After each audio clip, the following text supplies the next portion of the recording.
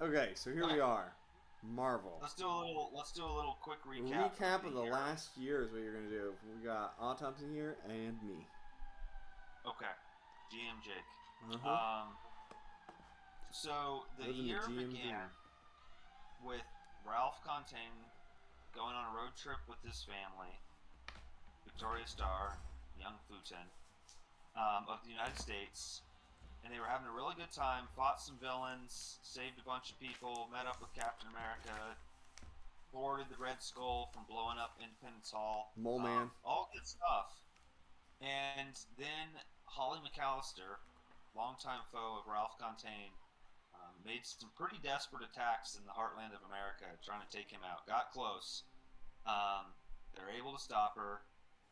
Uh, had the very disturbing realization that Ralph's wife, Victoria Starr, has some kind of like hobgoblin programming in her brain, where they found a hobgoblin base, took down some guys who were trying to like load up the gear and make a name for themselves. But then she went into this creepy, possessed state, and they were bothered by that. But decided, hey, we're going to kind of deal with that as best we can later on.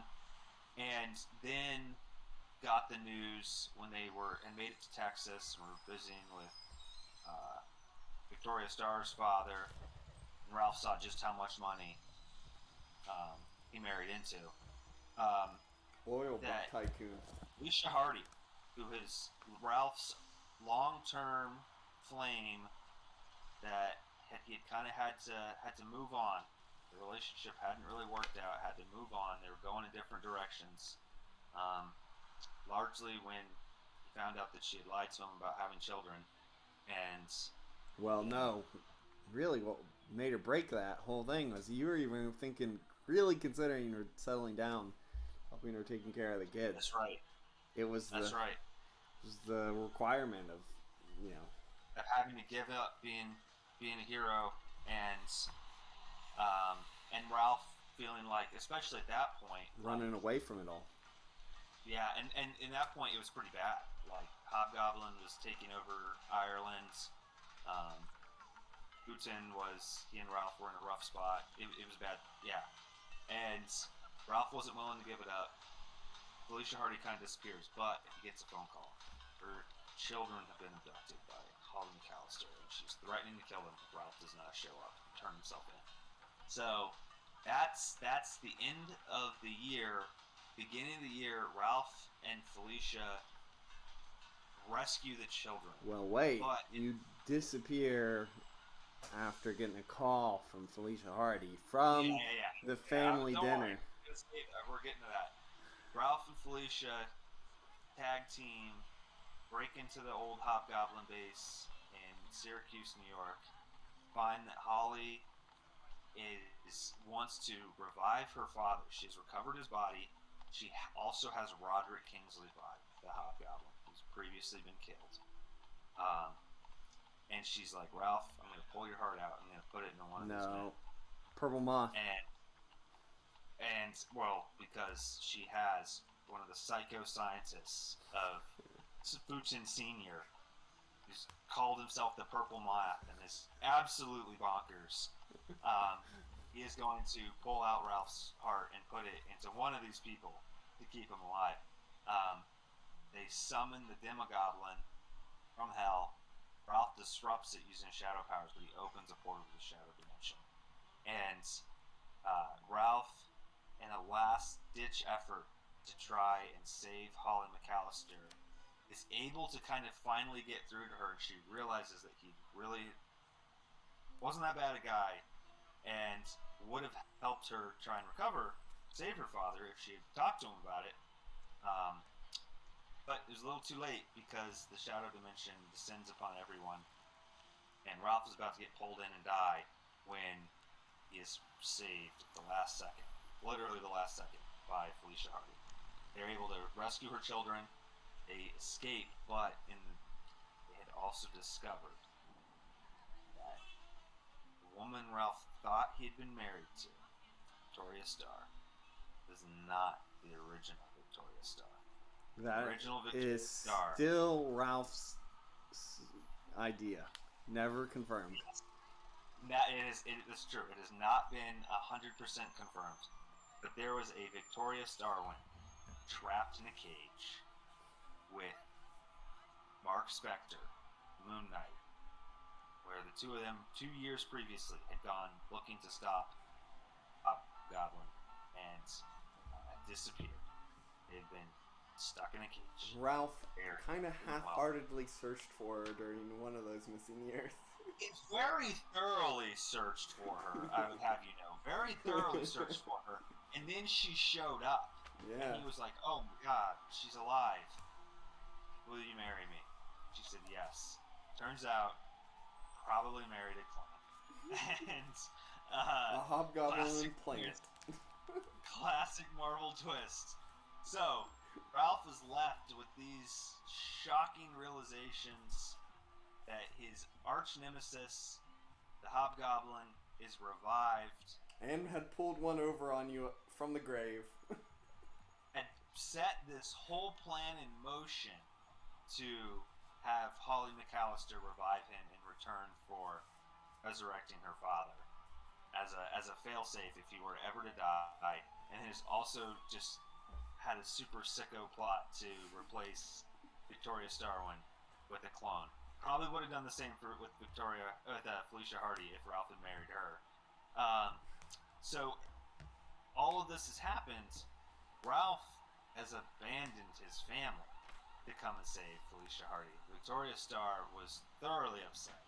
Put Futin, their adopted son, on a plane, shoved him back to Ireland, and went on a road trip by herself. Was furious with Ralph. Ralph goes and hunts her down. She's missing for like a month and a half. Yeah, Ralph goes, hunts her down, tries to find her, finds her in Vancouver, British Columbia. They're having an emotional conversation when she reverts back into the Hobgoblin mode, and then Ralph gets pulled into. He wasn't really sure. Basically, has this psychic conversation with Roderick Kingsley, who's very quickly reestablished his empire, and he basically gives Ralph an ultimatum: stand down, or I'm going to kill your entire family. And Ralph is able to negotiate with him to liberate, basically, or like annex the country of Ireland from the Hobgoblin Empire. Hobgoblin doesn't come into Ireland. His agents don't come into Ireland. Ralph does not pursue Hobgoblin on the continent of Europe. Literal deal with the devil. And nobody is to know about the deal. No one can know about the deal. They can communicate between each other about it, but no one can know about the deal. And Ralph, unwilling to lose any more people that he loves, agrees to it, with the condition that once a year he wants to talk with Roderick Kingsley in Paris. Who rejects it, but says he might show up if he feels like it. He says he might show up. Which he does. And Ralph learns a little bit more about the backstory of who Roderick Kingsley is. Which is kind of interesting. He's a ruthless, terrible man. And so then Ralph is like trying to kind of put his family back together. Eventually Victoria does. She says she needs some time. She's also reeling with the realization that she might be a clone. They don't know for sure. And is being mind controlled by a Hobgoblin. That's pretty shocking. But the Hobgoblin, as part of his stipulation, he did agree to relinquish control of her. He would not tamper with her anymore as long as Ralph held to the bargain. Mm-hmm. But he would not reveal how he was doing it. He has some pretty powerful psychics and magicians on his payroll, so the theory is that there's something to do with that. And then through the spring, Ralph is able to kind of patch things up with Victoria. They have a big heart-to-heart and decide that they're going to continue on with this, even though they don't know exactly what it's going to look like. They still love each other. Victoria meets with the other Victoria, and they have conversations trying to figure out what their reality is going to look like. The Victoria that was in the cage, we'll call her Victoria 2 right now. Wants nothing to do with you. That's important. Say what? I said she wants nothing to do with you. That's important to mention. She wants nothing to do with Ralph. She believes that he abandoned her, which he did, unintentionally. She believes that he abandoned her in the cage. But she has decided that she is going to kind of assume a new identity. They will both spend time with the father, like, not tell him that one of his daughters is a clone. They both spend time with him, but she's going to start a new life for herself and allow Victoria the clone to assume the full life. Still unconfirmed. Victoria's throne, still unconfirmed. Ralph is dealing with this. It's a little stressful, but he's starting to get it together when crazy people start attacking his family. A super Batman assassin from continent of Africa. Was he Nigerian? Yeah. Ethiopian? Nigerian, I think. Nigerian. Aringo. Has some pretty crazy powers that he I believe. Yeah, you should make a character bio. I believe I did. Did you? Yeah, I think I did. He Oh no! Oh no! It's something. Aringo Zubira. A serial killer, crime wave, puzzle mystery where he's like dismembering people, removing parts of their bodies. Ralph and Benny Best, who Ralph has decided to try and mentor, teach the ropes of superheroics. Try to stop this guy. Benny gets close. Ralph is at the last second is able to deduce that he's spelling a person's name with the different body parts he's removing, and finds that it's his friend, his former co-worker at Containe Investigations, Elaine. Ralph and Benny rush to rescue her. She's been tracking this serial killer. She's in the bar with him. They dive in to try and apprehend the villain. Through his crazy superpowers, he's able to like turn a butter knife into a sword, stabs it through Elaine's chest. Ralph flees with Elaine to try and get her medical care, but taking her to the clinic, to Celestia's clinic. Celestia is performing open heart surgery on a man and is working as quick as she can, but is not able to make it out in time, even though Ralph is like trying to staunch the bleeding and giving blood to Elaine. She expires, but she not before telling Ralph it's not his fault. Another doctor attempts to save her, I believe.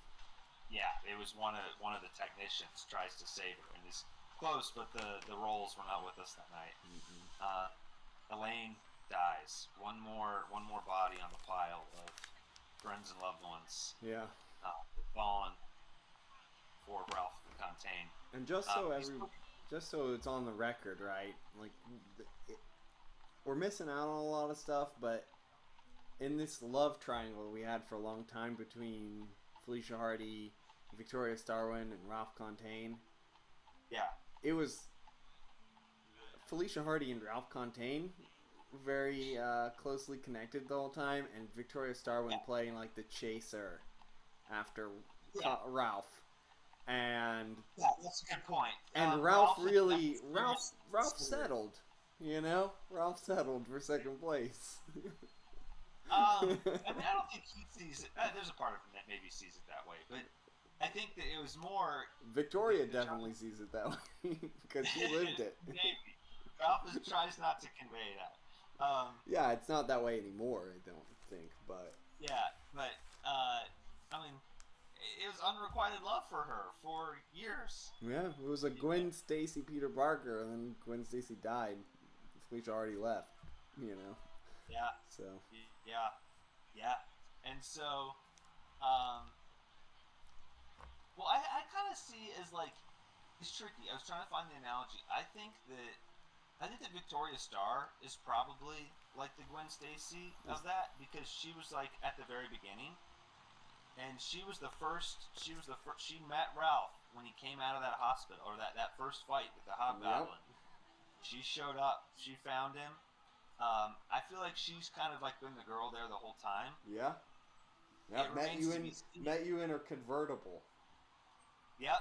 And that was we had a great like cyclical moment. is where Ralph like kind of had this like aha moment is when he had died and he came to in the hospital and fought off like he was trying Rhino to, like, and Bullseye. and Bullseye. They were coming to kill him, and then who shows up? Victoria Starr in the convertible saves his life. I think that's where like the gears started churning for him. He was like, "Wait a minute, who's been here in my corner this whole time?" Yeah, it turned out later that Felicia Hardy had made a deal to bust the Hobgoblin out to bring that's right. Yes. to bring Felicia Autopsy Hardy is back to life. Responsible for yes, Felicia Hardy is responsible for the That was the real kicker. I think that was probably the real kicker when she was like, "Hey, I broke out Hobgoblin to save your life." When Ralph realized that Felicia Hardy would prioritize Ralph's life over just about anybody else's. Yes, over the good of the masses, and he realized that like Victoria Starr would. And yeah, so we have this drama. His friend dies. He has it. It sucks. He's really discouraged. Benny is really kind of like bothered and traumatized by all of this, and Benny's like, I needed some space. I need to. No, you guys keep going together, and then it's the Doctor Doom scenario that splits you up, really. Because after that, you designed his new costume. Right. Yeah, that's true. And so then, before we get to that, though, Ralph has a few more months where he's trying to keep things together.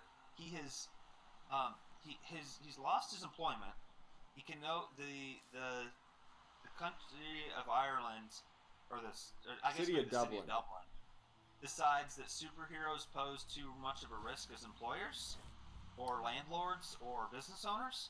And so they try to pass legislature or interpret legislature that would... They force segregation law, basically. But yeah, it's... basically, except superheroes can not own their own businesses. No, you can, but you can only serve fellow superheroes. Yeah, and since no superheroes all want to congregate into one residential apartment building... Why wouldn't Ralph they? finds himself really strapped for cash, and over the summer develops some... Well, you were having trouble either way, too, because some people were starting to move out because of the danger posed of living in the same building. Apartment complex with Ralph Containe. And what they found is that villains started like targeting not Ralph, but the people close to him. Yeah. So even though it was targeted and offensive, it also sort of made sense. It made sense. He couldn't begrudge him too much, but he's but he does. protracted legal battles with the city of Dublin to try and get his business back. In the meantime, is like looking to find ways to support himself, basically just himself, because Victoria has tons of money, and she's kind of like floating him some to keep him by, and Putin's a stock market mega genius inventor. Yeah, most of his money's in the trust fund. and kind of supporting Ralph, but he wants to also be a little bit more financially independent. It's a little bit of pride he's got. Ralph has first world problems, right? Like he has all these rich friends taking care of him, but he's feeling embarrassed. Yeah, it feels a little uncomfortable. Just being a country boy, it's a little uncomfortable for him. And he, and also his family has moved. All of his family members that are not independent and living on their own have relocated to Dublin for protection. And right before all of this went down, before this year began, his father was murdered by the Hobgoblins. That was was it? No, it was a while ago.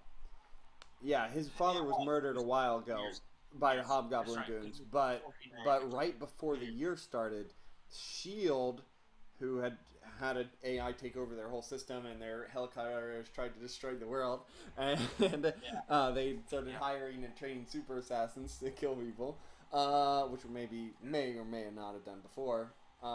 Said they would no longer do witness protection, basically, or superhero identity protection on his family. So his family relocates to Dublin. that's another thing. He wants to kind of like make sure he can take care of them. So Ralph does with Evie, his risk computer. They do some inventing, and he comes up with some kind of successful apps, and then a couple really successful programs that are basically like superhero, like a superhero chat app where superheroes can connect and network with each other, and then also like basically like superhero OnlyFans, only without the racy sexual content, where superheroes can like have their own profile and basically communicate with people. They can receive donations. Donations. It's not paid. Yeah. No actual payments. It's donation based. You do have to declare it on your taxes. But Ralph had a couple lawyers like look over everything, make sure it looked all right before he built it. And that has been Hero. Or I think I call it Hero Watch. Or is that? I have to look back and see what it was, but that's been going really well. He's kept it. He's also like has it like through a couple different like shell companies and stuff because he doesn't want anybody to know that it's him. It feels a little super villainy, or just like kind of like he doesn't like monetizing superheroics. Like he doesn't like it, but he also understands that it's a niche and it's probably going to be really important, and he's starving, so he wants to get a piece of the pie. What's your resources now? Set up and running. Things are looking okay, and then maybe, I mean, Elaine dying is probably the worst thing that's happened this year. I don't know. It's all kind of relative. Maybe the worst thing that happens this year occurs. Actually, wow, there's a lot of really bad things that happen in the second half. The bad thing is the first half sounded really bad too. Yeah, the second half is decidedly worse. Depends on what side you tip Elaine onto. Towards the end of the summer, a psycho sorcerer attacks a monastery and retrieves this like demonic book. Forgot about and that. murders some abbots or some monks. Ralph tries to stop him. The guy is able to summon a legal devil, a devil of law and contracts, and disappears. And leaves a riddle for Ralph to solve. Ralph also obtains a copy of the legal document that this sorcerer has made with this devil, Elbereth, and finds that they're in America somewhere. And he and Aaron teleport themselves to America, following the clues, find that it takes them to West Virginia, and Ralph and a lesser known American hero named Force, occult detective and demon beater, team up to try and save the town and souls of Bartow, West Virginia, from Beelzebub, the Lord of Flies, who's trying to open a portal to his domain in hell and take over the world? We're not sure, because Ralph and Force, through good detective work, good teamwork, good strategizing, some lucky rolls, and some really good legal legalese, and are able to a team up with. Oh yes, Dr. Doom himself, or a Doombot, team up with Dr. Doom himself to thwart the evil sorcerer and his legion of followers and Beelzebub itself. And in fact, the final showdown comes between what is the demon that that Force has? The goat guy. I don't think Force knows. There's some powerful demon that is connected to Force, tries to get out. It fights Beelzebub. They're able to beat back Beelzebub, and then it turns on them. And Ralph, using a rosary and the power of God, is able to beat the demon back inside of Force, where he's trapped and contained. And they part as friends. Two men who have had a hard existence find some kinship in each other. Ralph returns. He's able to. They have saved the city of Dublin from the curse that the sorcerer had placed on it. Aaron's able to neutralize the spell using help from Doctor Doom, and peace continues through the rest of the summer. Doctor Doom escapes just the super powerful magical item that he was after. Yes, Doctor Doom did. His Doombot did make off with the super powerful magic item, which comes back to bite us a couple months later, because Doctor Doom, so what drew us to Doctor Doom? It proceeds to try and take over the world. You guys. Whoops. First, you guys decided to invade Latveria. Remember, for CritCon?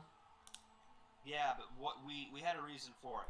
Because Doctor Doom had kidnapped a person that people thought looked like Doctor Doom, had kidnapped a bunch of kids. A little girl that we had saved. Oh, that was that year too. Oh yeah, kidnapped Ira, who you guys had saved from the hate monger Adolf Hitler.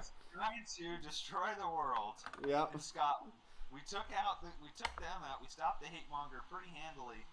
But had found that a little girl, who was a scion of hell. No, the daughter of Weavern and Lucas. She had been kind of recruited by Mephisto to be Well, she was born and raised in hell. I mean, she would have been like a 8-9 month old child when Weavern died. Yeah. She'd been raised by Uncle Mephisto in hell. We were able to kind of recruit her to come and stay with us. Delilah, the sorceress, has been taking care of her. But during that, this little girl had been abducted by someone that we thought was Doctor Doom, looked like Doctor Doom, acted like Doctor Doom. And so we went to Latveria to try and rescue her. Comes to find out it is not actually Doctor Doom. It is a clone of his, a Victor, who has all the powers of the Fantastic Four and is using this little girl to try and overthrow Doom. Wants to reclaim what he believes is his rightful throne. And a bunch of other children. Yes, and he's been experimenting and mutating other children to make a child army. Dr. Doom, we're able to defeat him kind of incredibly handily. Oh god, that was the most one-sided beatdown of a major villain I think I've ever seen by you guys. We absolutely dominated him. Dr. Doom shows up and says that he is going to take possession of all the children, try and heal them of the damage and the wounds that the other Dr. Doom has inflicted on them, and it's then important return to them to mention their families. too that you guys had tried to sneak into Latveria, and that's how Dr. Doom had become aware of this, that his clone had survived. Yes. So yes, because his Doom was actually doing this all in Transylvania. Yeah. But he becomes aware of what we do because we did a poor job sneaking into Latveria. And damn Falcon. And then Doom decides he's going to take all the children, and he'll only return them to their families if he deems the families worthy of and safe for the children. Well, Aaron, none of us really like this. Aaron in particular is very bothered by it and proceeds to magically teleport letters expressing his dislike for Doom across all of Latveria in a carpet bomb.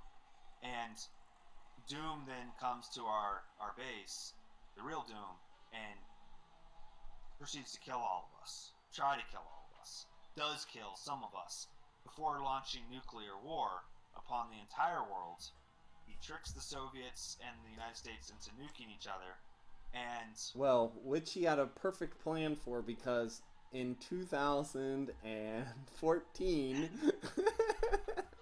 yeah, real life, 9 years ago, you guys had gift. one of our members, one of a person, a character who we don't know what he's doing now, gave Doom cosmic awareness. Fuchin Senior's cosmic awareness, which Doom then used to enact his terrible plot to take over the world.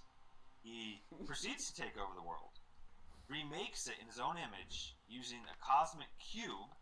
Yeah, and Ralph And dies, by the way, at this point. So he got killed in the nuclear blast. Ralph dies. Ireland is a hellscape. The little girl, her powers drastically mutate, and she begins devouring the Isle of Man and Ireland. No one can really stop them. Doom has, like I said, remade this world. It's before that happens, some heroes who had survived are trying to regroup and beat back, and one of those being Adi, Adi Mola, a young man who has discovered magical armor in Ireland, given to him by the ghost of the Scarlet Sorceress, and he will become important later on in the story of Ralph Containe.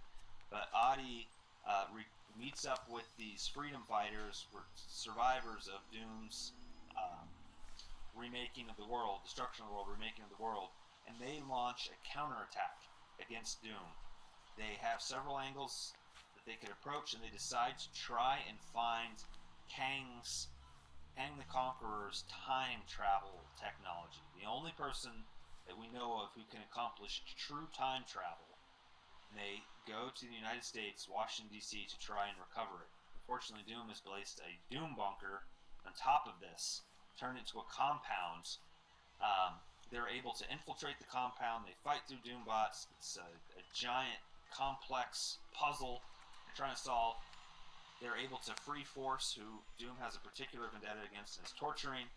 They're able to recruit several other heroes. Mr. Fantastic is able to take the technology that they recover and make a limited, gives them a short window to go back in time, but they have to be in Latveria to do it, because that was was it because that's where the Cosmic Cube was? Yep, that's where the whole cosmos They was have to rearranged. channel the energies of the Cosmic Cube into the time travel and go back in time. And it proceeds to be probably one of, if not the coolest, climactic fight we've ever had, where everybody dies, heroically, nobly trying to take down Doom. Victor Von Doom takes a massive amount of damage, and we actually get him into it wasn't below 100 health, I don't think, but definitely bloodied up Doom. Yeah, for his what was absurd numbers of endurance from being cosmically powered, I think you guys had him below half. Doom Below was a getting third, very even, stressed. I think. Yeah, I think he actually took damage. Oh, he took quite a bit. Well, that's what I'm saying. He had well over 1,000 hit points. Yeah. And I think you guys had him down into less than 300. And we also proceeded to fight Lanthanoid. Yep. The robot that gave him power cosmic. And a Benny Best that had been warped and twisted by his well-intentioned but misguided beliefs about what it meant to be a hero, and he had really just become a Doom flunky, and they opposed us, and it was a pretty incredible fight, and resulted in Dialectic, little-known hero named Dialectic, and who was the last two? Was it Dialectic and Aaron? Yeah, Dialectic held Dr. Doom from getting after Aaron, and Aaron made the jump. Aaron made the save. But who was the other hero other than Dialectic who died so that Aaron could get through? Ishmael. No. Yes. Yeah, Ishmael. No. Was it? I think so. No, force. It was force than dialectic. It was force. Yeah. Yeah, yes, it was force. It was force. It was great because it was force who has this huge vendetta against We have a Dr. video Doom. of this one, so. Yeah, and it was dialectic who like nobody knew about. They did an amazing job beating down on Doom, and they allowed Doom, probably the person he hates the most of the player characters, dive through the time warp and reverse everything that has happened, and prevent Doctor Doom from acquiring the Cosmic Cube with the help of Reed Richards. And that kind of, and then the world is rebuilt. Ralph Containe wakes back up, has no knowledge, I don't think. He had a weird dream, but no, it fades, and he doesn't really remember it anymore. Yeah, just only a few people remember what had happened. Only one that remembers it really is Aaron. Everybody else, only a few people had a strange dream of what was. Yeah. Aaron being the only person to know what has happened. Well, I guess he told Reed Richards. So, but Reed Richards doesn't remember. And then I assume like King the Conqueror probably was because we had approached him. Yeah, you guys did talk to him in his Chronopolis, which was cool. I actually got to describe it for once.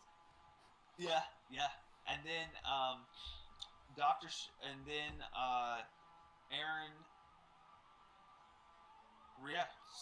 is able to rewrite the timeline. And that's kind of where we pick up with the story of Ralph Containe. No, it's not. Because after that, Benny Best continues on his journey, and things are going fairly well with the team. But then there's a sudden and startling revelation, which I think you should remember, of a image. Well, one, remember there was some unflattering news articles, a documentary that all came out.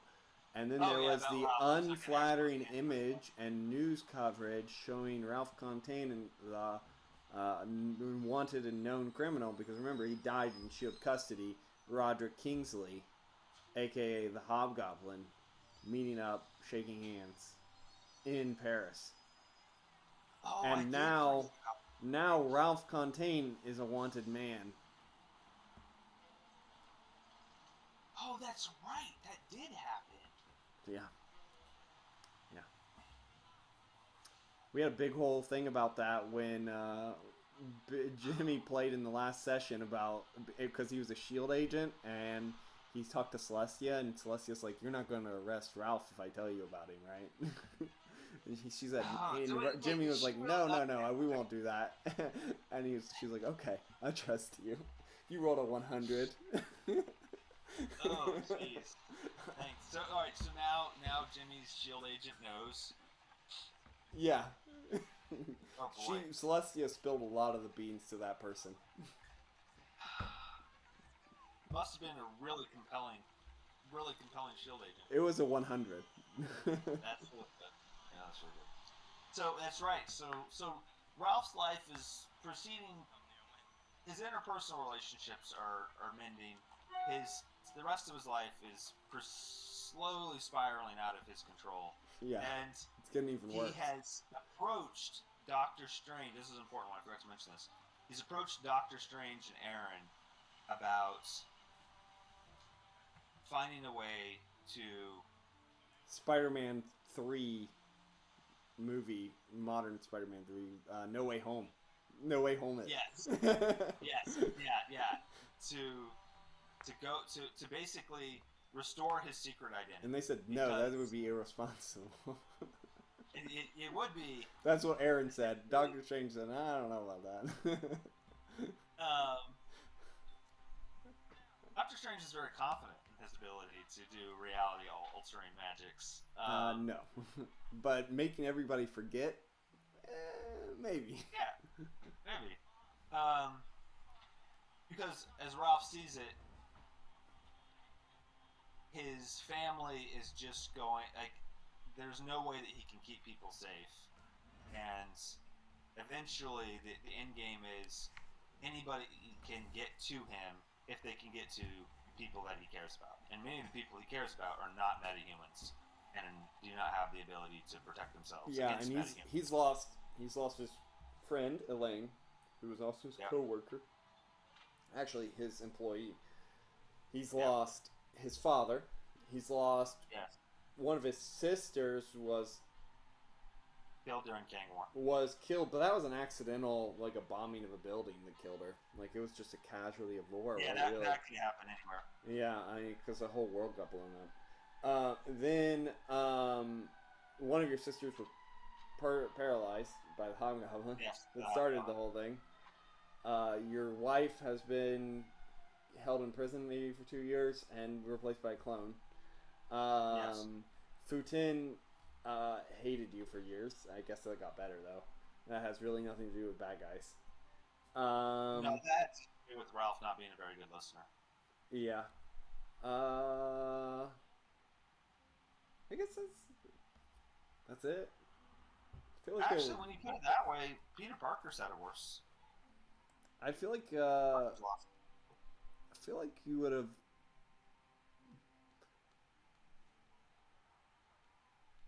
There's also just the constant stress of. There were other saying, people that died. How many attempts at people's lives Ralph has been able to foil? Oh well, yeah. Black Cat got her kids captured. Yeah. That was a thing that we talked about. Yeah. Ralph's identity is public knowledge. Ralph's so identity is public knowledge. He, Ralph Containe died. So. Yeah, a couple times. Yeah. So he's trying to find a way, responsibly, as much as he can, to recover his secret identity, because he's reaching a point where he'll either have to stop being a hero and stop opposing villainous forces, or see more and more of the people that he cares about get killed. But even then, you're not going to be safe. Right. Because you've made vendetta enemies, like blood enemies. Like they're like Bullseye, and like with some real psychos. Like Bullseye kills people for fun. Well, he kills people for money. Is he not like a sociopath? I mean, anybody who mass murders people is sociopathic, I would say. But he doesn't just do it for fun. He does it for money. Yeah, he does it for money. That's what Rhino does it for too. He doesn't usually kill people either.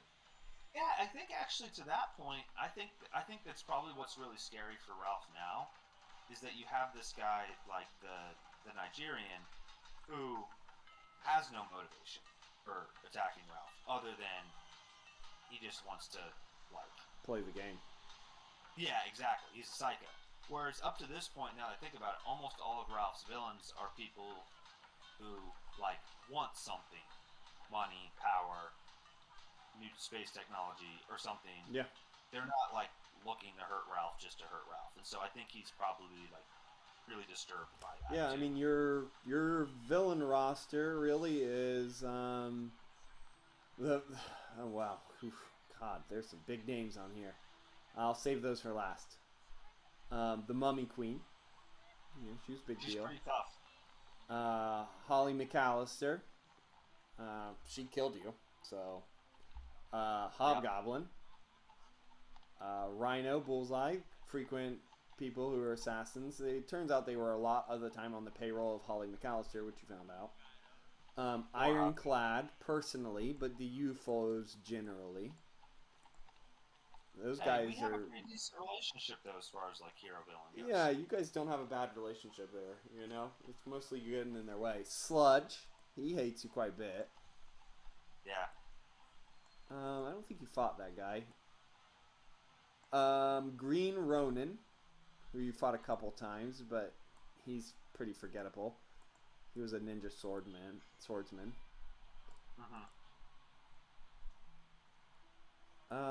Purple Moth, who's a crazy guy, but not really. Well, he might be interested in you personally, but he did look into the fear dimension, so. Ringo Zubira, who is the blade shaping guy. He wasn't that. Yeah. Ralph beat him handily, but that's not the scary part of that guy. And then your greatest enemy of all. Oh, wait.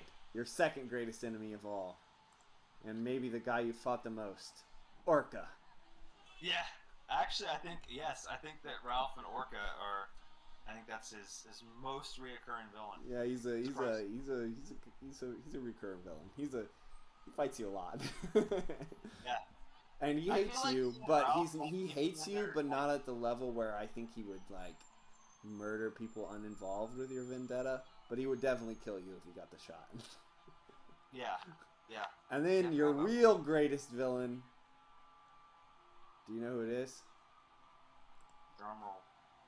You don't remember. Nettle Man. Yes.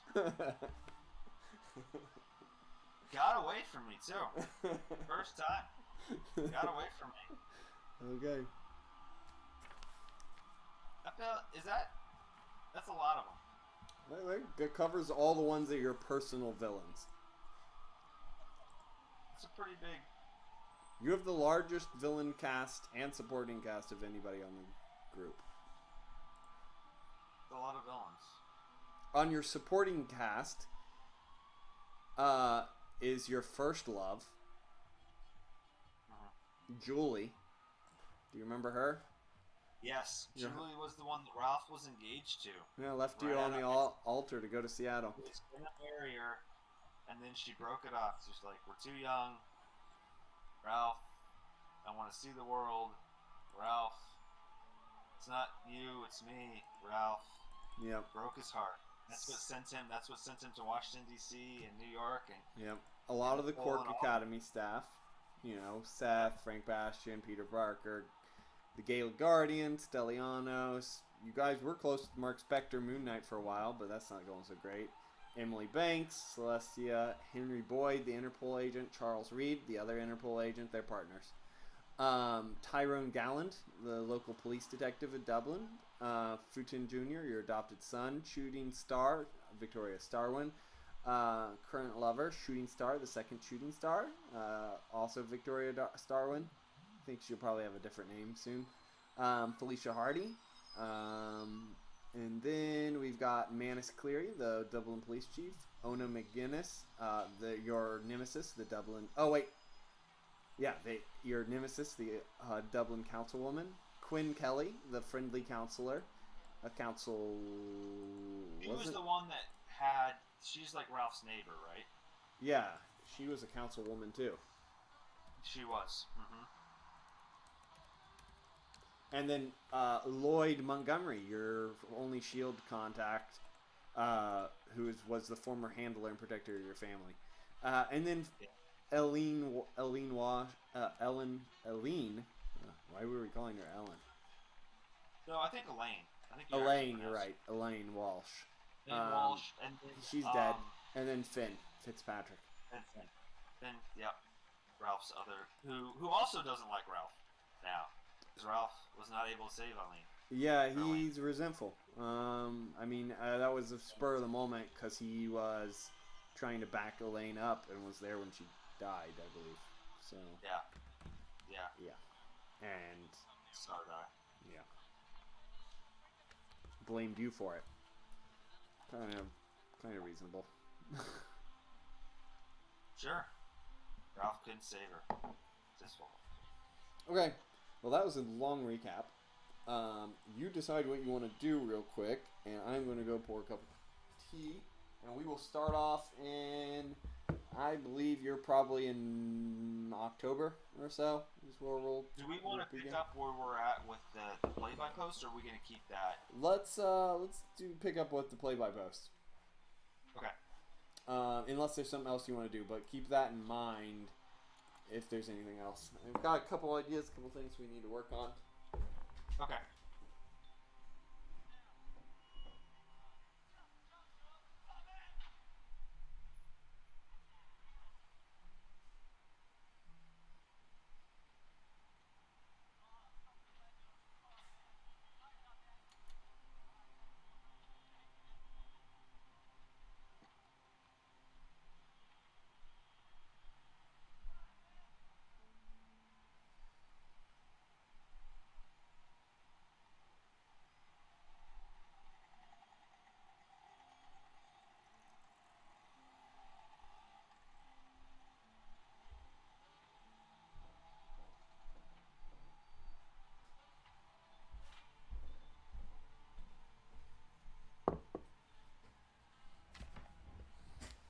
Okay.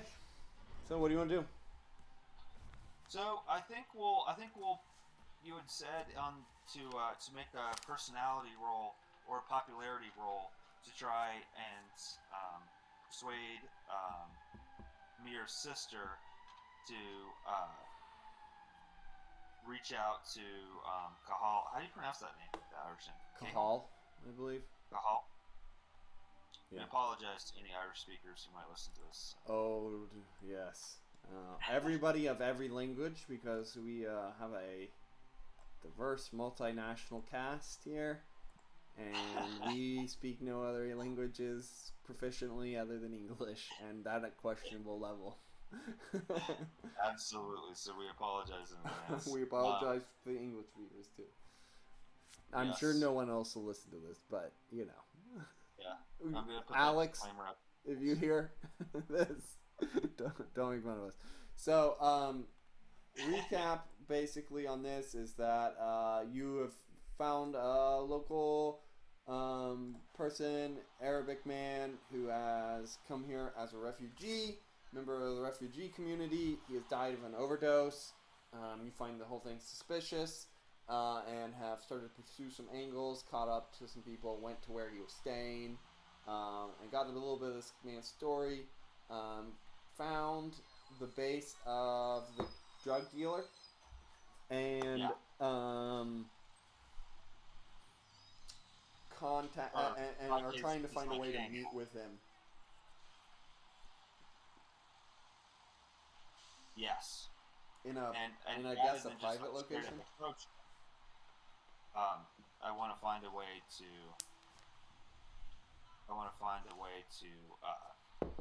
Talk to him. Yeah.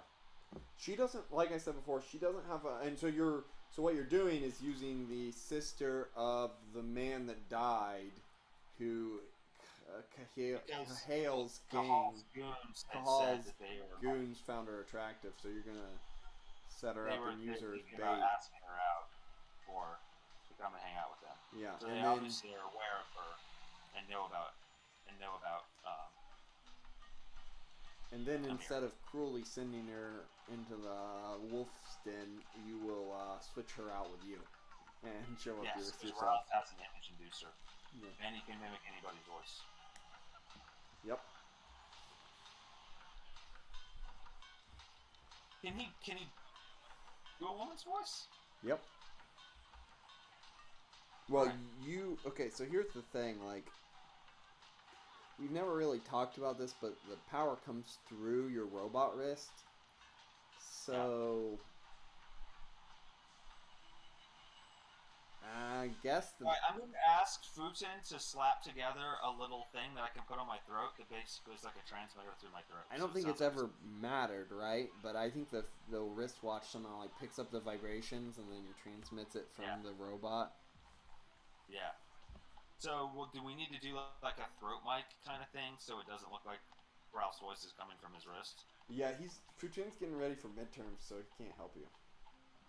Oh, come on. He can whip that together in like 15 minutes. I'm sorry, he's got to spend all the time studying. Well, I'm proud of you, Futon. He says to you, as you're talking on the phone, well, Ralph, you never went to superhero school, so you don't really know what it's like. It's a little tough here, buddy. Ralph's feeling a little embarrassed. He's calling out his high school education. I'm in advanced particle physics right now, and we're studying how to make a negative zone portal. So Reed Richards' writings on this is very complicated. If you don't have anything else to talk about, I'll get back to that. That's midterms. It's weird when your child knows way friggin' more than you do.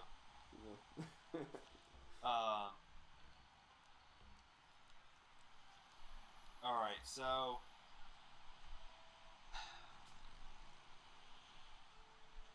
I'm trying to think about this. So is there any, I mean, I guess I could look.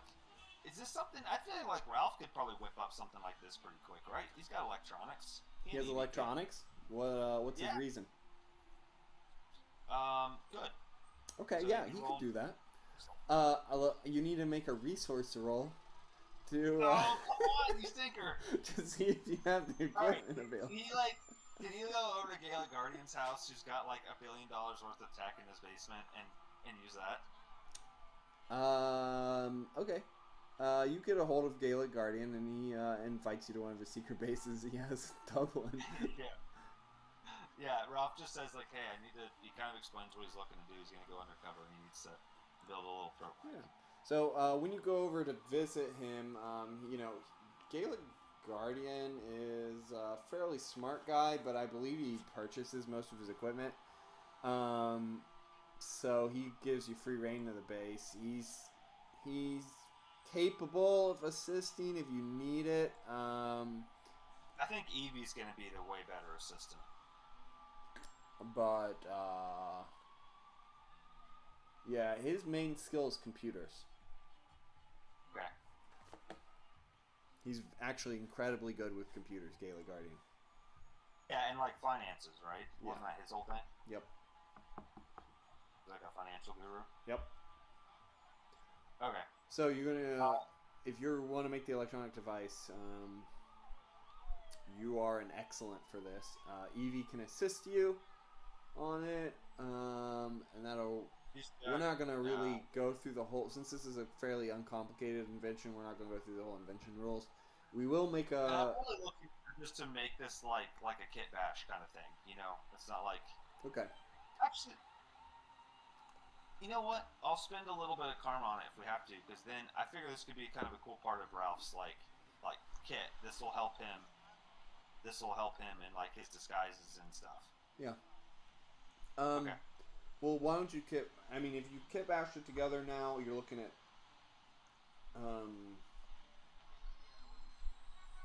hours. If you want to do the full invention process, it'll be days. Oh well, and what day is it? Because they said that she was going to try to meet up with them on the weekends.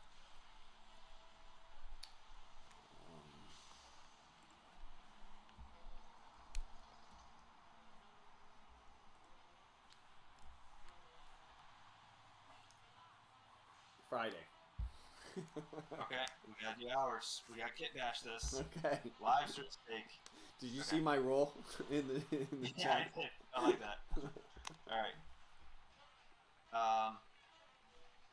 I think that's a white, isn't it?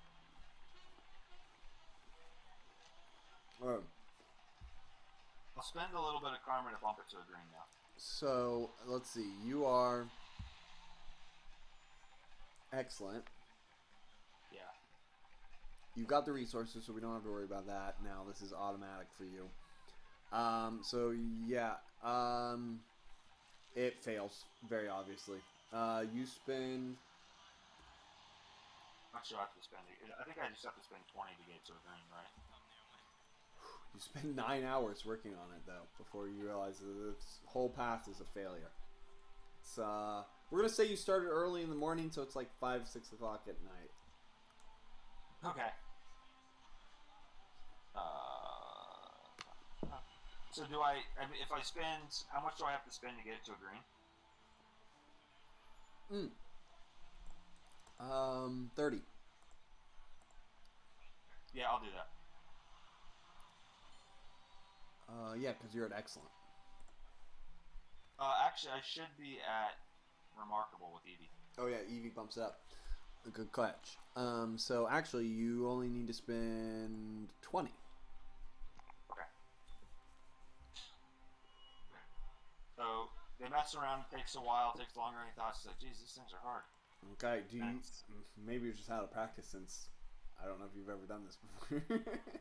He's never done it before. No, I just think he probably has like superhero YouTube up, and he's like taking notes and stuff, and he's like trying to do it. Do you want to bug check this? Yes. In fact, Okay. he puts Evie on it with the computers. Evie can't test this. You built it to work off of a human vocal box. Yeah. And she doesn't. Well, when you mean bugs, you don't mean like software errors or anything like that. You're talking like. Well, this is electronics. There's very somehow there's very few software parts. Okay, sure. All right. Yeah, I'll bug check it. Okay, Is that what that is? Is that a bug roll that you have? I just rolled a dice. I don't know if you saw it, but okay, Uh, it'll take another D10 hours. it's okay because she's gonna meet with them by Saturday night, and Ralph's got superhuman endurance, so he just like That's kind of true. crashes out for a couple hours on the couch. Okay, it takes another 7 hours. So let's see. It was All right, like so, so like in the early hours of the morning, Ralph's like, I got it. yeah, it's 1 a.m. It's not that bad. It's 1 a.m. Okay. Make a reason roll at remarkable, since Evie's assisting.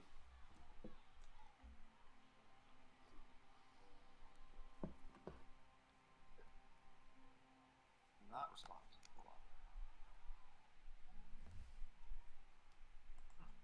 Let me try typing in again. I spelled that wrong.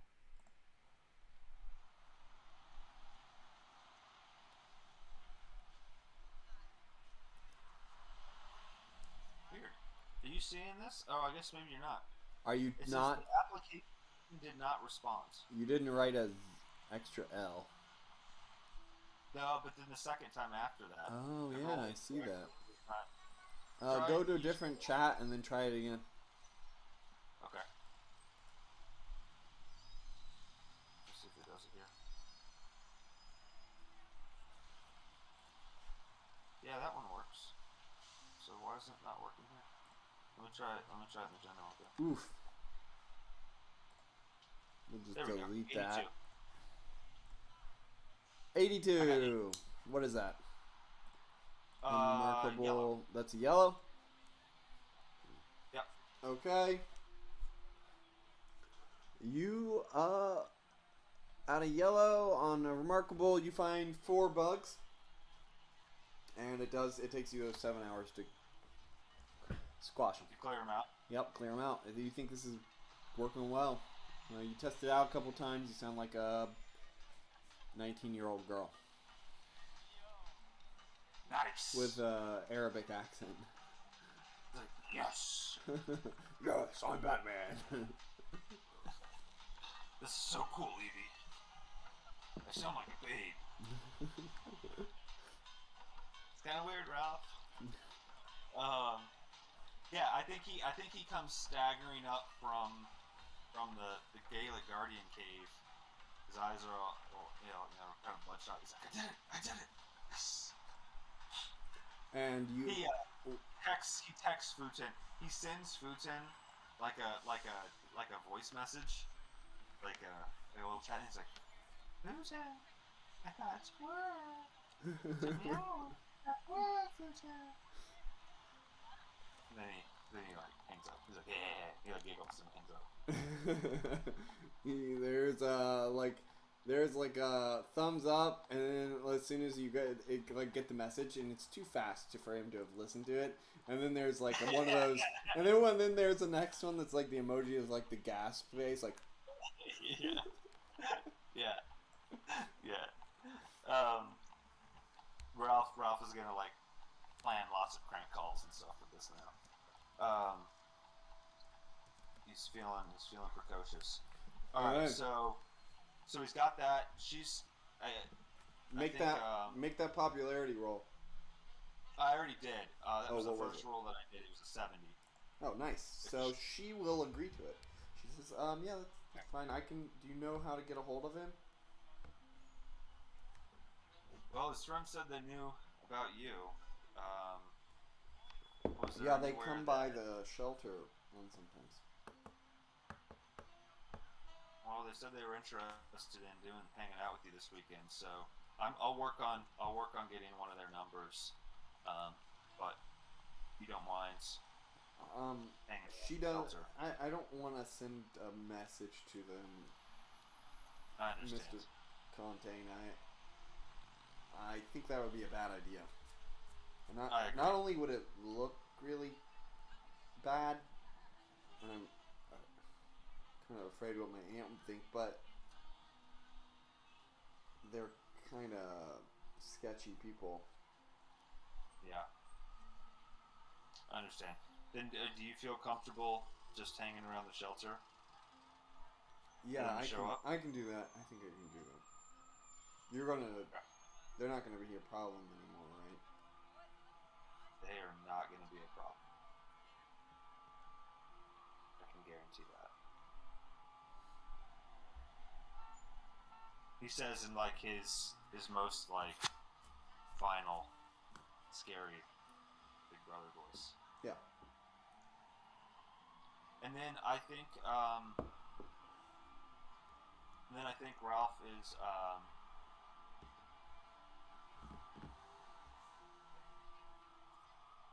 I think he's just gonna wait then. He'll kind of hang around there as well. Like he'll be in disguise. He'll kind of hang around. I mean, I think he'll actually like try and like help out. He'll do some like volunteer work at the shelter a day, cleaning stuff up, fixing. They have any leaky pipes or something. He'll just pretend to look like a workman doing stuff.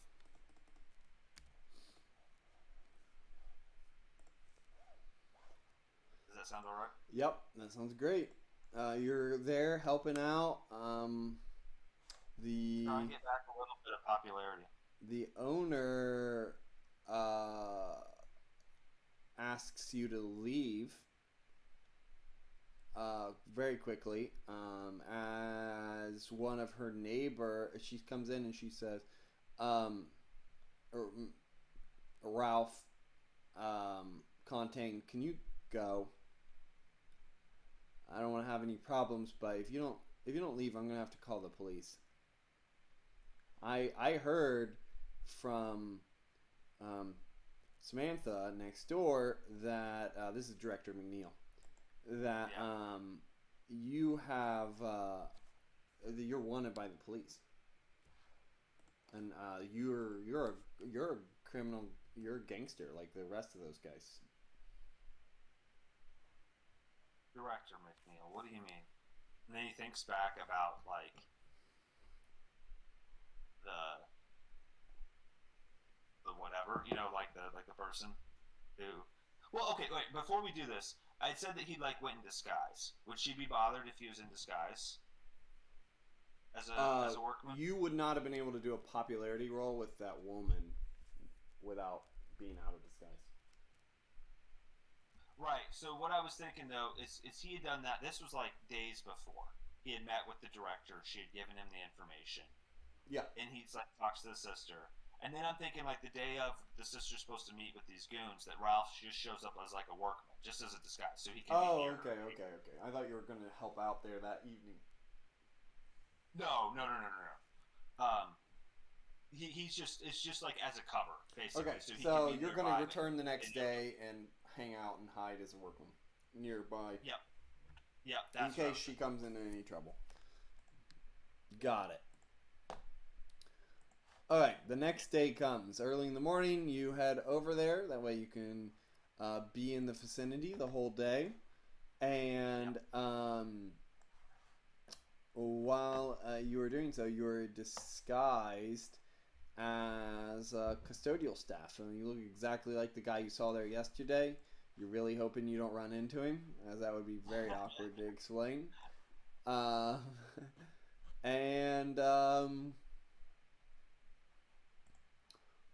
While you are doing so, you hear what is to your trained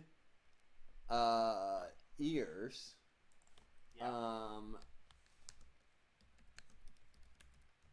the sound of a car crash. Oh, jeez. Like a bad one? Yes, it's quite loud. You hear. Yeah, I guess he'll. And then you see flying over top of you a armored individual who is wearing a suit of what looks to be steel armor of a sort. And he is, or she, is moving at a decent speed, but it looks to be a sort of custom suit of armor. Do I recognize this suit of armor? You Does it do look like it not. cases? Their suit is blue. It looks kind of like the...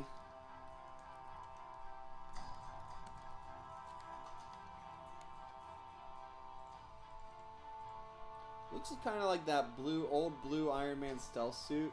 Yeah. Send a link.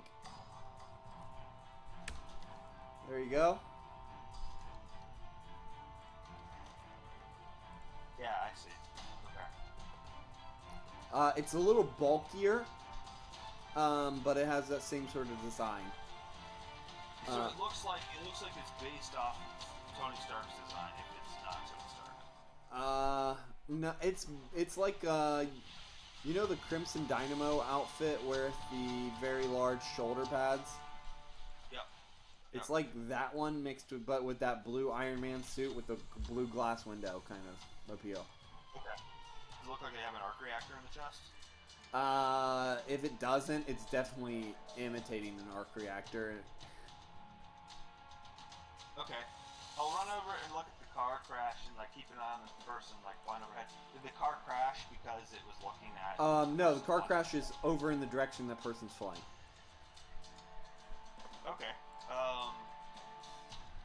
Is the person putting off any radio waves, like from their suit that Evie can detect? Yeah, you hear, this is the Armored Avenger on his way in. I'm coming to save the day, boys. Ralph will just monitor that. How far away is the car crash from? Police, radio says it's a 3-car pileup about 4 blocks away. Okay. And they also say, it was caused by a woman with elk antlers. Oh no. Ralph will like step down. He'll jog over there. He'll stay as the workman.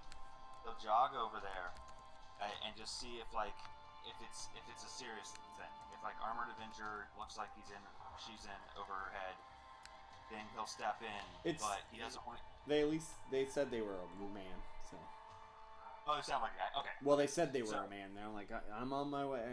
You know, your hero, he's on his way, or something like. I used a gendered pronoun. Okay. He identified himself using a pronoun. Yes. And you definitely picked up on it with your keen detective instincts.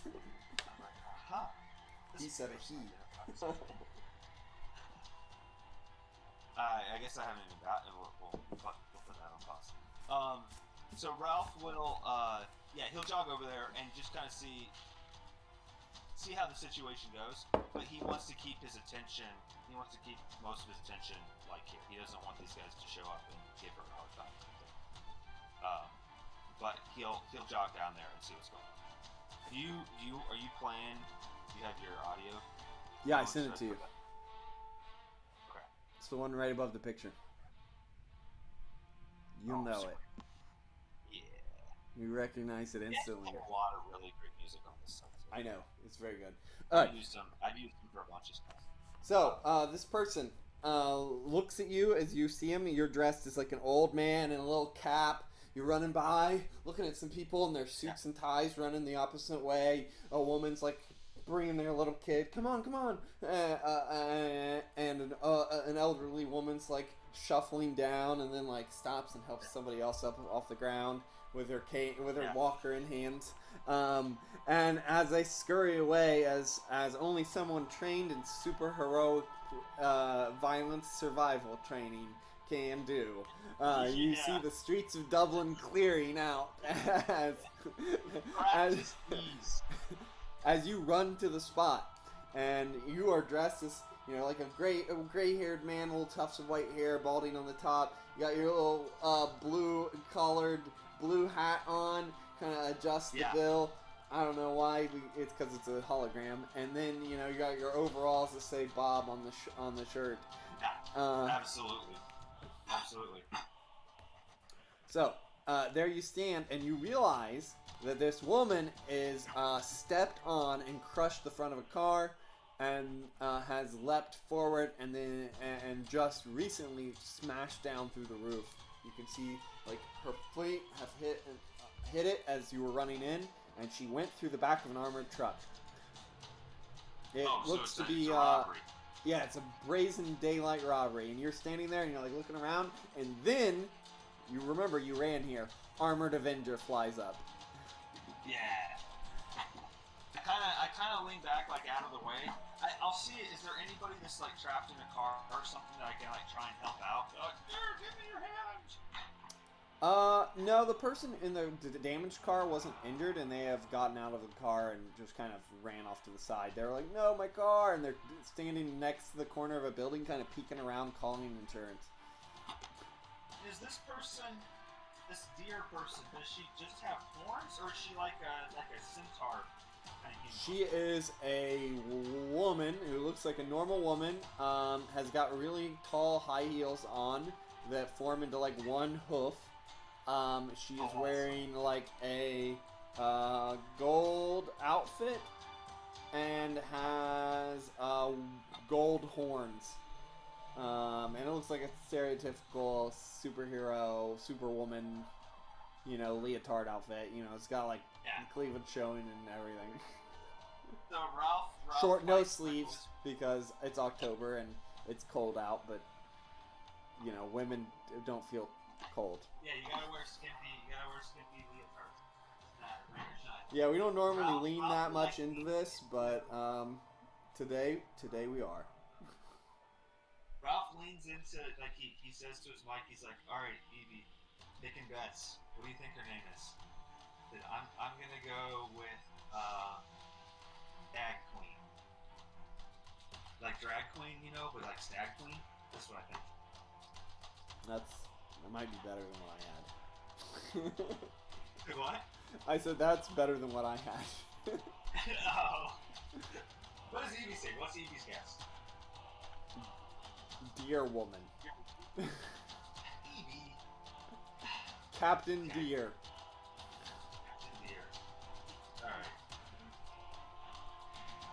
Alright, Armored Avenger flies in, and he turns around, and you see like a little thing pop out. And he looks at the camera and he waves, and he says, "Hey everybody, remember to smash that subscribe button and hit the like button." Is he using Hero Watch? Is he using Hero Watch? And remember, you can donate to me on Hero Watch. And he says his ID number. And while he's doing that, the woman like reaches in there and pulls out the bags and jumps out. And she starts running. He's like, "Oh, better get on this." And he flies after her, but he's being outpaced. Is he being outpaced? Yeah, he's being outpaced. So as he chases after him, you look down at your thing, and he looks like he's got a couple donations already, and you take a percentage of those as the corporate overlord. Ralph is going to just to make it good. So what percentage of donations do you claim? I don't know. I gotta look and see. I'll base it off of whatever OnlyFans does. So let me. So it has to be manipulative and abusive. Oh, then like, what is Steam? What does Steam take from their creators? I think it's also abusive. I'll say Ralph takes like a 5%. Wow, that's 5%. Very low. I think it's like 50% for some of these. I think it's pretty low. No, I think it's like 50%. No, that much? Yeah. All right, I'll take half of whatever it is.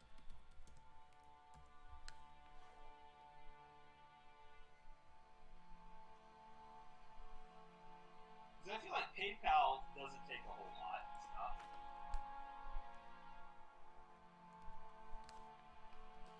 Twitch. How much is it? They take 50% of people who subscribe to a channel. 50% of the money. Alright, Ralph will take 25%. Okay. That's still quite a lot. And since he doesn't expect this to be like his main source of income, I mean, come on. How many people would subscribe to watch Iron Man like take out, and I don't think Iron Man would be obvious. But, Well, like, you just made $20 from the first 2 donations. yeah, this is the easiest $20 that Ralph's ever made. So as you're looking at that, you look back up and you realize they're gone. Oh, come on. So, because what I wanted to do was, well, was there a lot of people here? Because what I was gonna do is like throw something at her legs to like trip her. They're coming back now, and then you see an explosion happen down the road. Right. So Ralph starts thinking about this. He's like, wait a minute, this kid has no idea what he's doing. He's like, I gotta step in before someone gets hurt. So he'll step into an alley. He'll drop the disguise, and he'll chase down there after.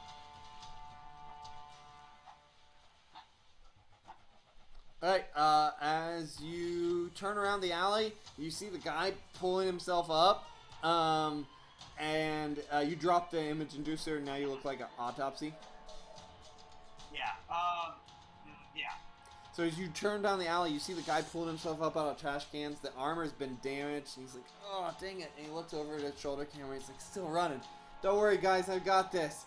And they look back, and you see the remnants of what looks to be some, like, gas tank that had been thrown at him, and it had exploded somehow. And that woman has leapt again, and he says, I've got him, I got her tagged, don't worry. And he flies up into the air, and he looks over and he's like, are you Ralph Containe? Sure am, son. And he says, never mind, forget about that woman, Golden Elk. We got bigger fish to fry, everybody. And then you look down and your wristwatch has got tons of beeps. It's like, there's like $400 on there that he's gotten. Ralph will look at the kid and he's like, are you going to try and fight me, son? And he rushes at you and he says, yeah, you're a wanted criminal. Alright, so just to be sure, is Ralph actually wanted? Yep. Did the police, like, issue a warrant for his arrest? Yep. Okay. Alright. Internationally. France and Ireland. Well, I mean, can you be arrested for shaking the hand of a person who's a criminal? I feel like that's kind of a breach of, like what is he, what's the charges? And also, we live in an era where there's, like, deep fake videos and stuff. I'm just surprised that they're gonna, like, try and arrest Ralph with, like, no proof other than what looks like him, right?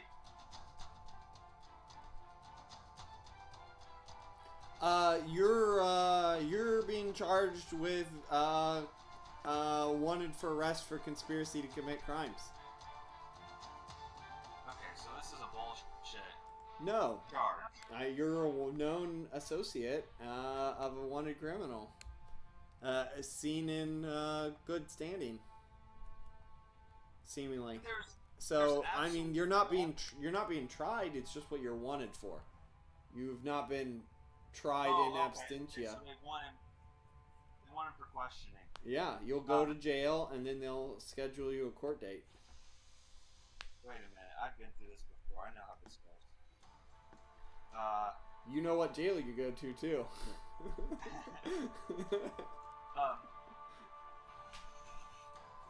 Roll initiative.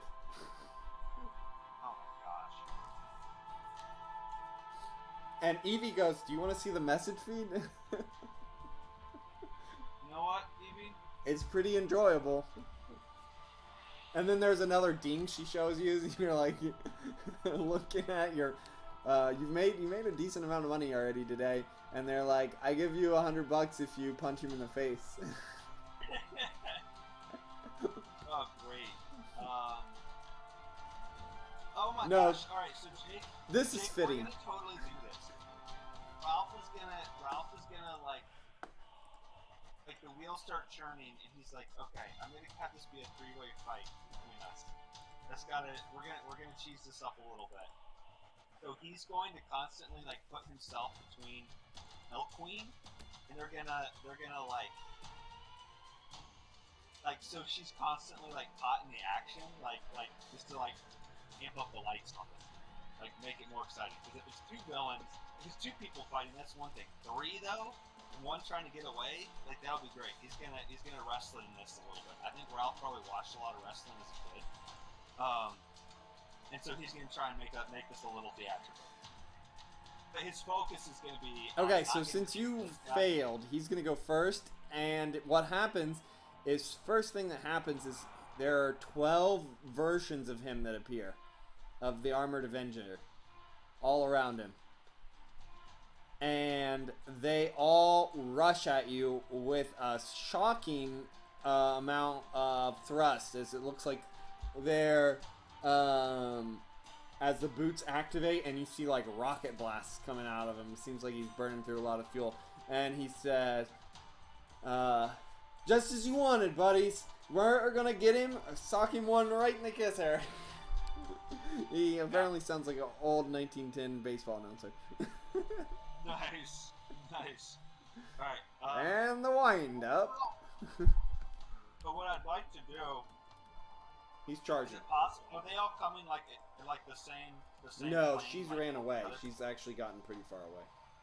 Okay, that's a 97. Oh, are you kidding me? Well, that's a 92. Okay, fighting. I don't see it. You don't see it? I don't see yours. Oh, okay. Look at that. There's a general voice chat in the video. Oh, really? Yeah, you can go up to the top and press the... Oh, yeah, I see it. Yeah. Huh, that's awesome. So you got a 92 on fighting. What's that? Is that critical? It's, yeah, it's critical. Okay, so... Let's see, what's his endurance?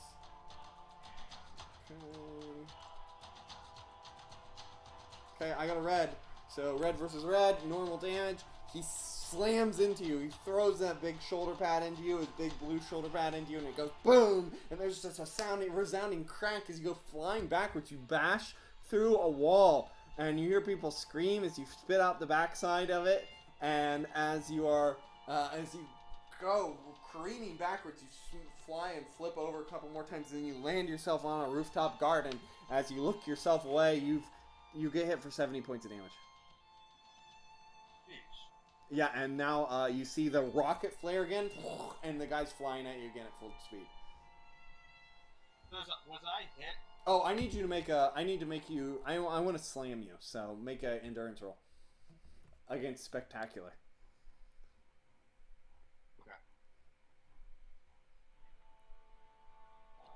What's your endurance? Sensational. Sensational?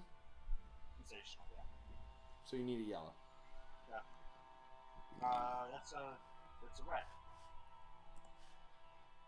red. Voice chat.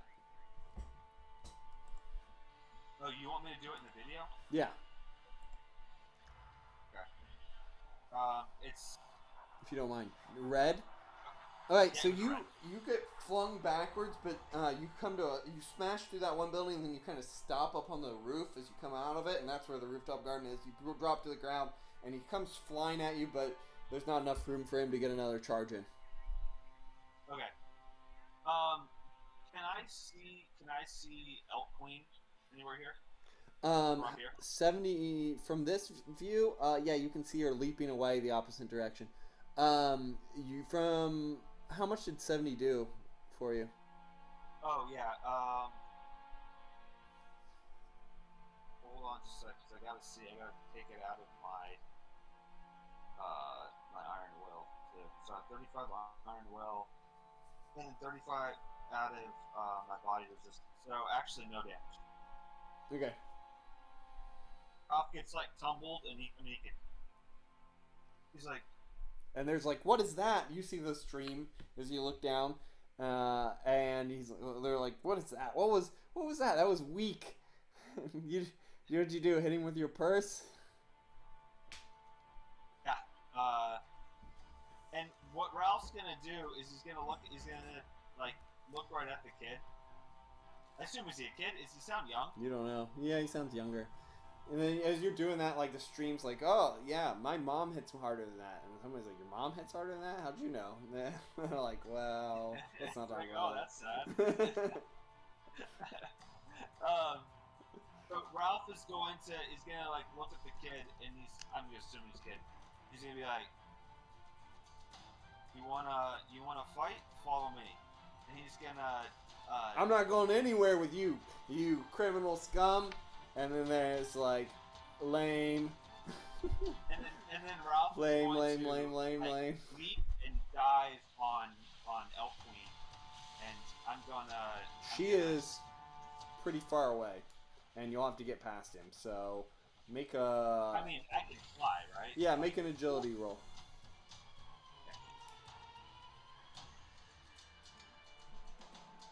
Okay, you just barrel roll around him and just zip past, and they're like, "Come on!" I let some like shadow powers out to like get that blur effect, like, and barrel roll around him, and then yeah, I'm gonna try and stun her. I'm gonna go for the stun. And then Ralph, you're like, you see on the chat, like, man, why doesn't Ralph Containe have a 1? And they're like, well, he's a wanted criminal. He can't have something like this. And then somebody else says, I would pay for watching a wanted criminal.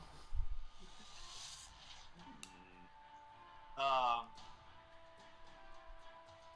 don't think that Ralph feels right about being a wanted criminal making money off of that. All right. What he has Evie do is do like a Ralph Containe like criminal GoFundMe maybe. No, he's not gonna do that. No, people have to make sure it gets. No, he's not going to. But yeah, I'm gonna go and stun her. I think with an 85, I should be able to reach her, right? Yeah.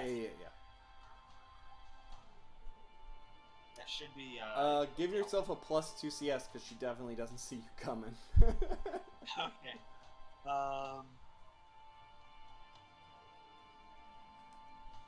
That puts it at. Are you charge attacking her? Yeah, I'm gonna go for the knockout, Jake. I'm gonna be like, oh, wow, like right, like nerve chop, just to like drop her. But now, when I do the charge, I don't want it to be like a slam because I don't want to destroy anything around it. Okay. He's not. So just smash her into the ground. Yeah.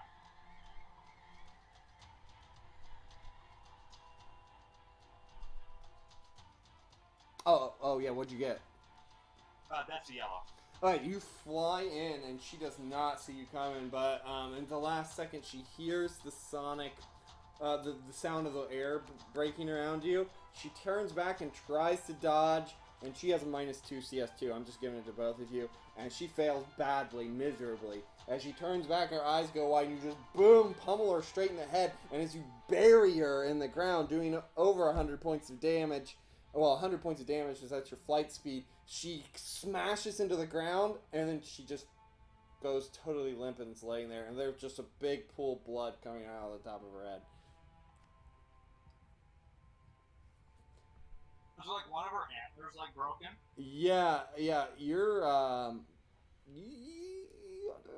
you need to roll first aid.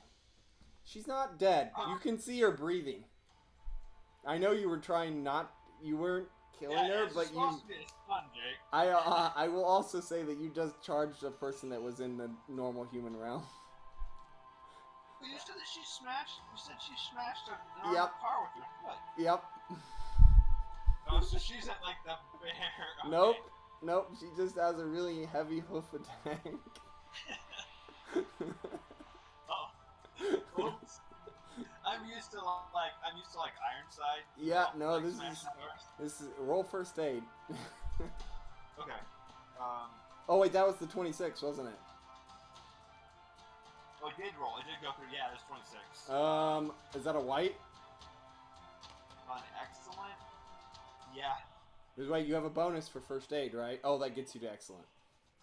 Yeah, it gets me to excellent. Yeah, she's dead. And then you see her breathe. And then you see her breathe, and you're like, oh wait, she's not dead. Alright, so, and then at that, you see Armored Avenger flying in behind you, and she's like, hey, stop right there! And then you see him shoot his hand out, and an electrical blast shoots right at the both of you.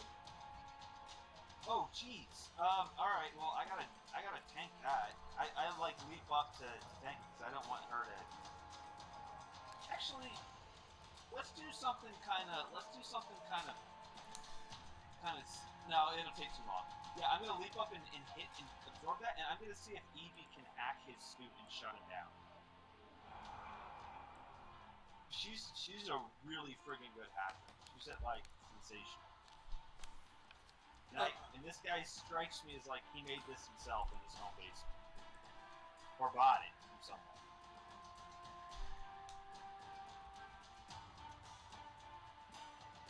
Yeah, your, what's the Reeve's radio generation? Amazing. So you tank the blast, right? Yeah. You take 40 points of damage. Okay. And as your body's electrified a little bit, everybody's like, yeah, woo! Go Armored Avenger! So glad we subbed. And then I'm gonna be like wink. And then somebody says, he just winked. Lame. And then, Evie goes for the hack. What's her radio wave? It's amazing, but then she also has the hacking skill. No, that doesn't matter. I want to know what her radio wave generation and control. It's amazing. Because you're wirelessly trying to tap into him. She says that's not gonna work. It's not like he's open for transmitting and receiving information. What kind of idiot would? Oh, it worked. What? I guess that makes sense. We are watching a stream right now.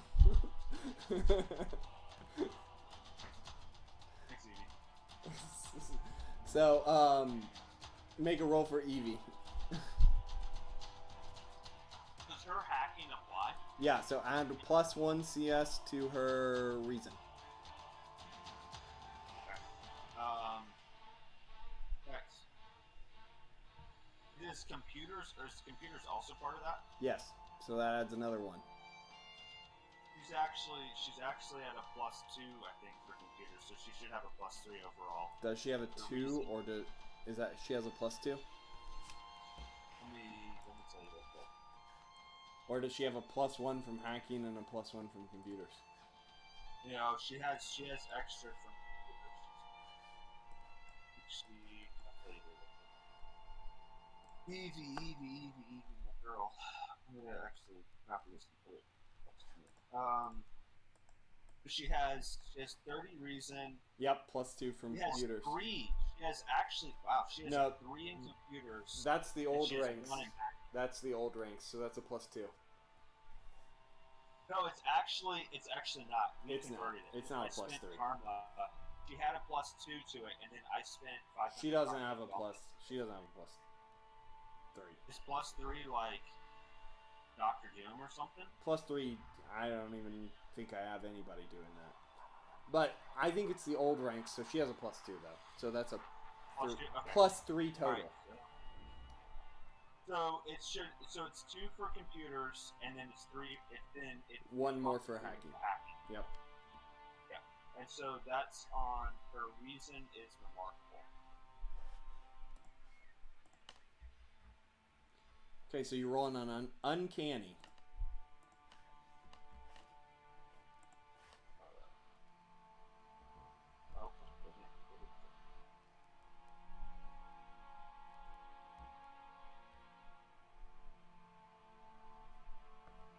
Okay, that's a 55 on uncanny. That is a green. So yeah, she gets into the system through the radio wave, her radio wave ability, and getting across this transmission frequency. She enters his systems and shuts him down, and he drops like a rock and goes, "Oh, what's happening? My computers!"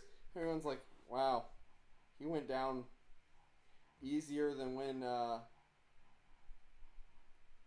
And then when I watched Captain America fight the Leaper. The Leaper had the hero watch, right? Without Cap did. So maybe you need to look into who's your subscribers. Yeah, I'd be surprised. Cap's one of them. Yeah, so the guy like drops. He's like complaining. Ralph will like let the feed stay on, and he'll kind of like crouch down next to the guy and be like, "Listen, kid, you know, you're just out here trying to make a living for yourself." As you start to talk to him, you hear ambulances approaching quite close, or police sirens approaching quite close. Okay, then Ralph will do like a one-liner. He like take the sacks of money and like pile them on top of her, like for the cops. You look at her and she's you punched her. You said you were going right for the head. She's at negative 30 hit points from the impact. Oh, she's at negative 30? She is, like I said, there's a very big amount of blood coming from her head. She's also buried so Ralph part of the way in the floor, and you spent a couple rounds talking to the other guy. Just like look at the kid and he'll shake his head, and then he'll pick her up and he'll leap over to Celestia's clinic and take her there. He's like tucks like one of the antlers like under his arm. And yeah, you fly her across there, and they're like, "Wow, it's good you got her there pretty quickly. A few more, maybe a minute or two more, and she would have died from bleeding in the skull." Yeah. Yeah, Ralph's like sweating underneath the mask. He's like, "Yeah, can you help her? I don't know if you can reattach these." They're just equipment. Turns out it's a helmet. Oh. She really is like a regular person. Yeah, she had 70 hit points. She had excellent fighting, good agility, good strength, and good endurance. Oh my gosh! So don't you die if you hit like instantly hit like negative your health, right? I think that's what we were doing. Yeah, if you double your health. Oh wow! So she almost Yeah. Okay. Ralph will be like, ugh. She had hooves that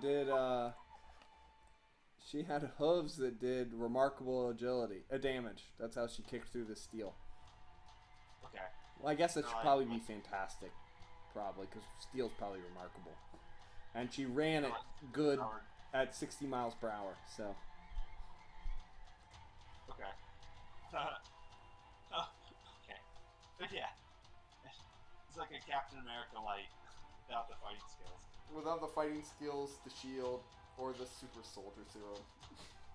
Yeah. Okay. Just actually closer to the Leaper. Leaper's way tougher. Yeah. So he's like, well, do what you can for. I gotta get out of here. The cops are looking for me. He'll duck into the alley, turn back into the old man, jog back to the base. Keep it down low. Evie, that was weird. Yeah. Yeah, it was, Ralph. And as you say that, there's like ding, ding, ding, ding, ding, and they're like, "Get better soon, Armored Avenger." We can't wait for you to take down Ralph Containe next time. But Evie, there's going to be a lot more of them like him, isn't there? It's the way this way things are these days. Ralph, I'm watching this guy. He's showing me how to play that one game, where you control the little people and they run around the arena. No, I must have missed that one. And Putin play Pokemon though. Oh wait, Pokemon doesn't exist, does it? No. Didn't we say that Putin's monsters were like? Well, I mean, if you want it, we can say it exists if you wanted to, because I mean, they were from an alternate reality, so. we didn't know. I thought we didn't know what Pokemon were. You did not, but maybe Futon invented the game after he foiled his original plans. Oh yeah. Okay. Then Futon and I play like I guess we're probably like Pokemon Gold and Crystal and Silver now, right? No way. That was like 2011 when that happened. So we're 10. Oh yeah, Typhlosion was around then. Yeah, so they're probably on like Sword and Shield.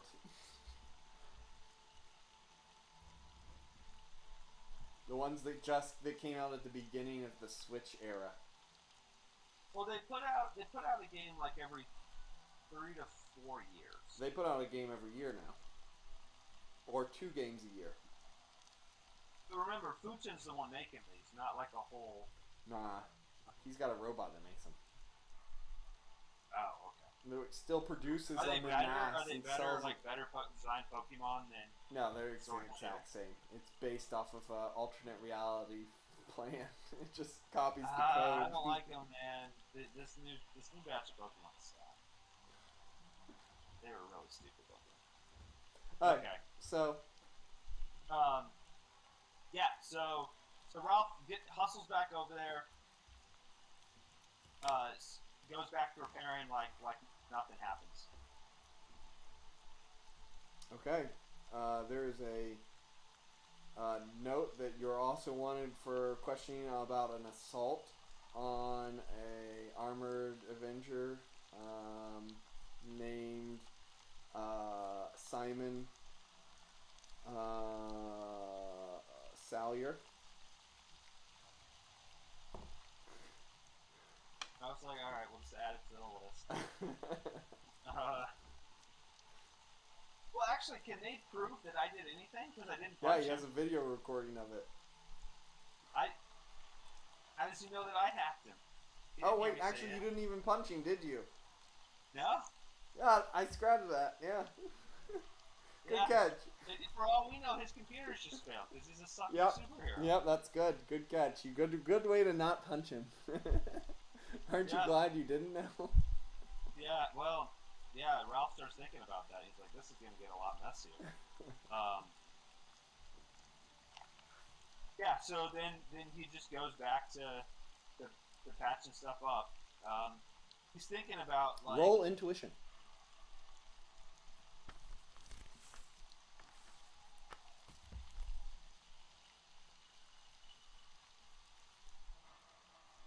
You were gone for about an hour, I'd say. Does that seem fair?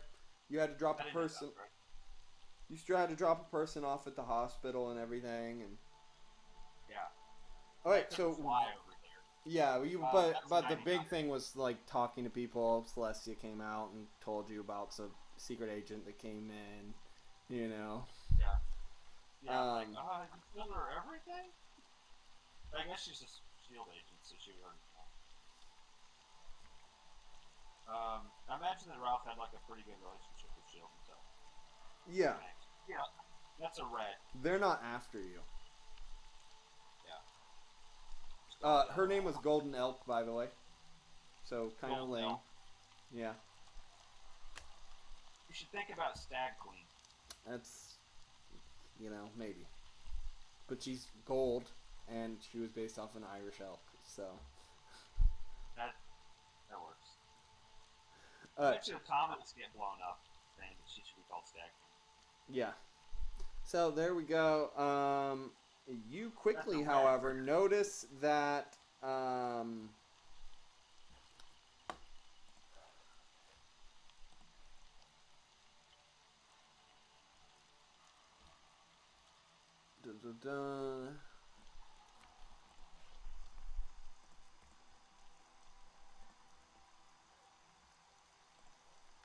Amir's sister Nadia is not at the center anymore.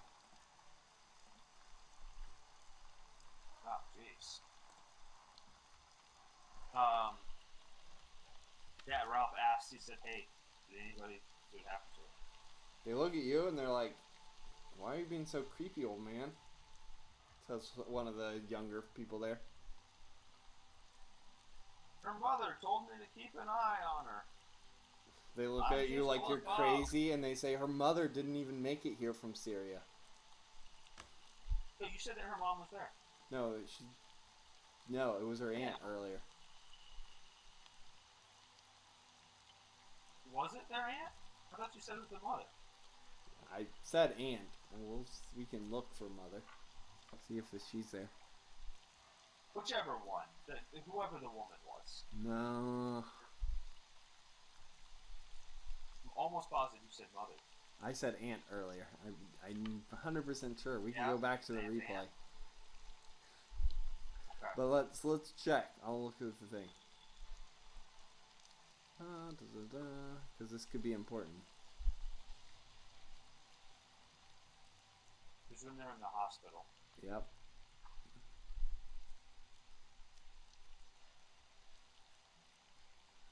There it is. Family contact info. Amir has an aunt who lives in an apartment near the house and a sister living in the shelter. Okay. That's the aunt.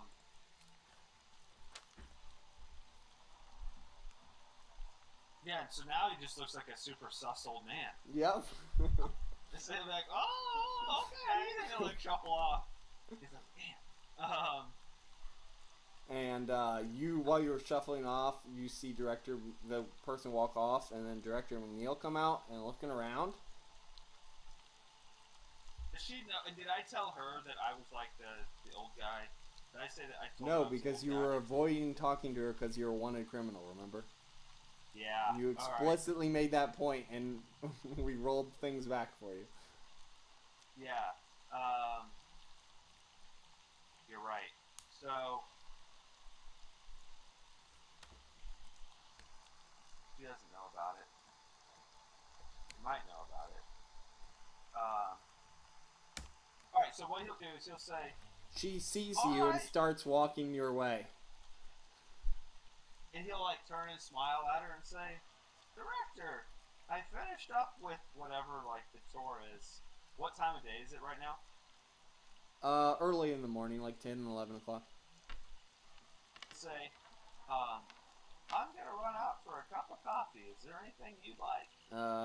Bob, why are you asking about the young women staying in the shelter? This is unlike you. You know that people here in the shelter have went through a lot of things, and they could be very uncomfortable with unwanted attention.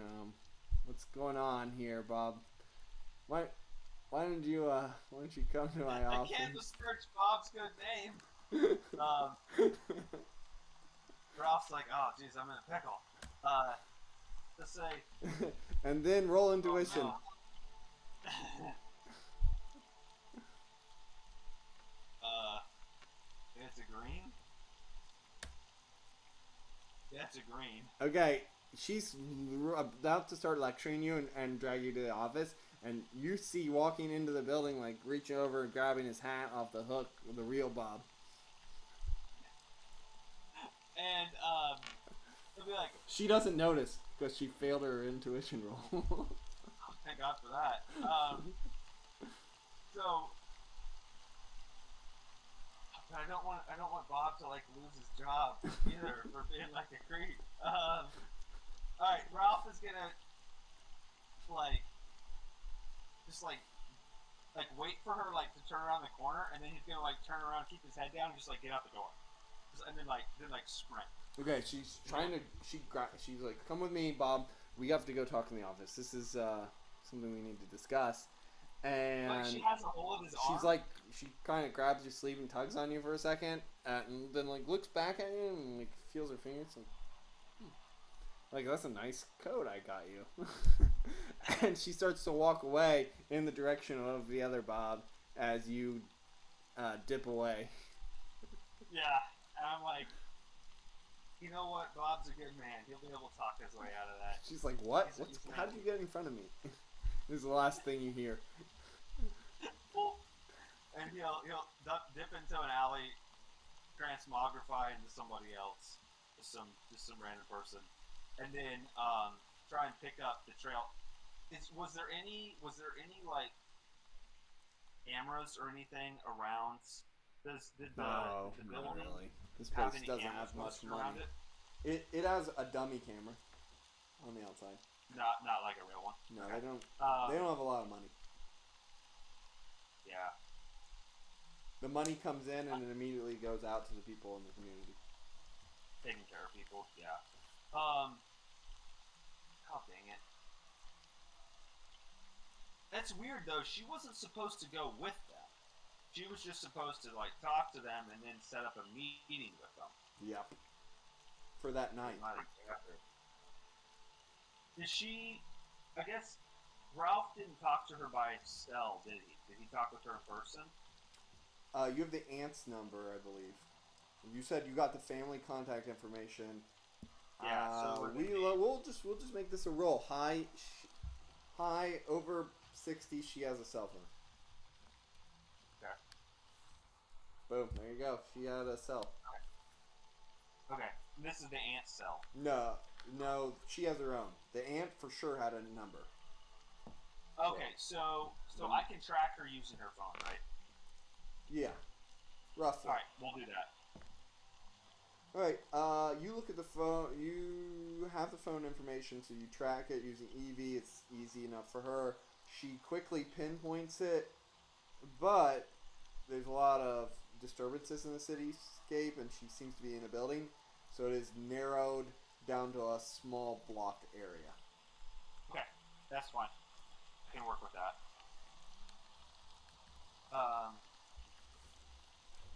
Where are they at? Please don't say the northeast of the city. That's a bad area. So the drugs were. People dying.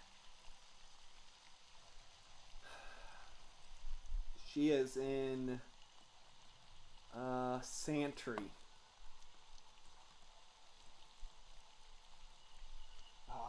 Let me look at the neighborhoods of Dublin.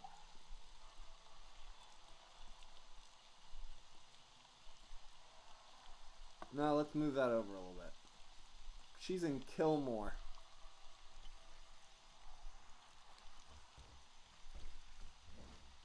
Alright, let me see. Do we have a map of Dublin in Obsidian Portal? I don't know. I don't know. No, let me see here.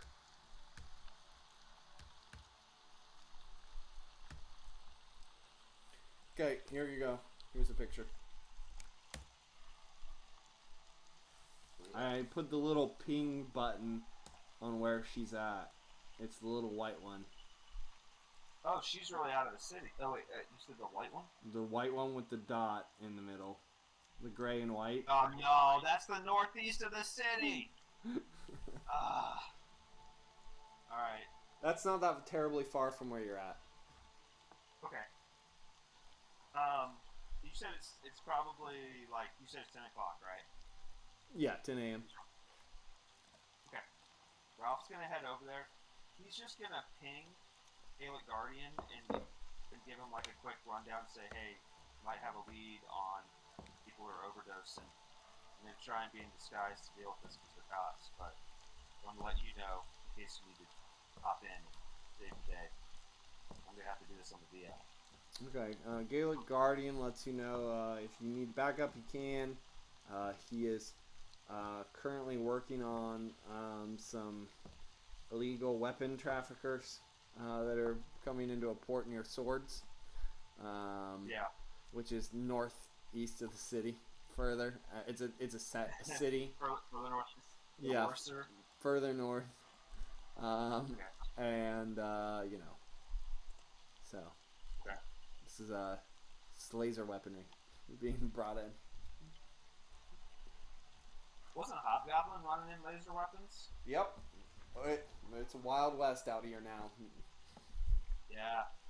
Yeah, Ralph starts realizing that maybe Hobgoblin was a stabilizing factor of the criminal element. Anything goes. Yeah.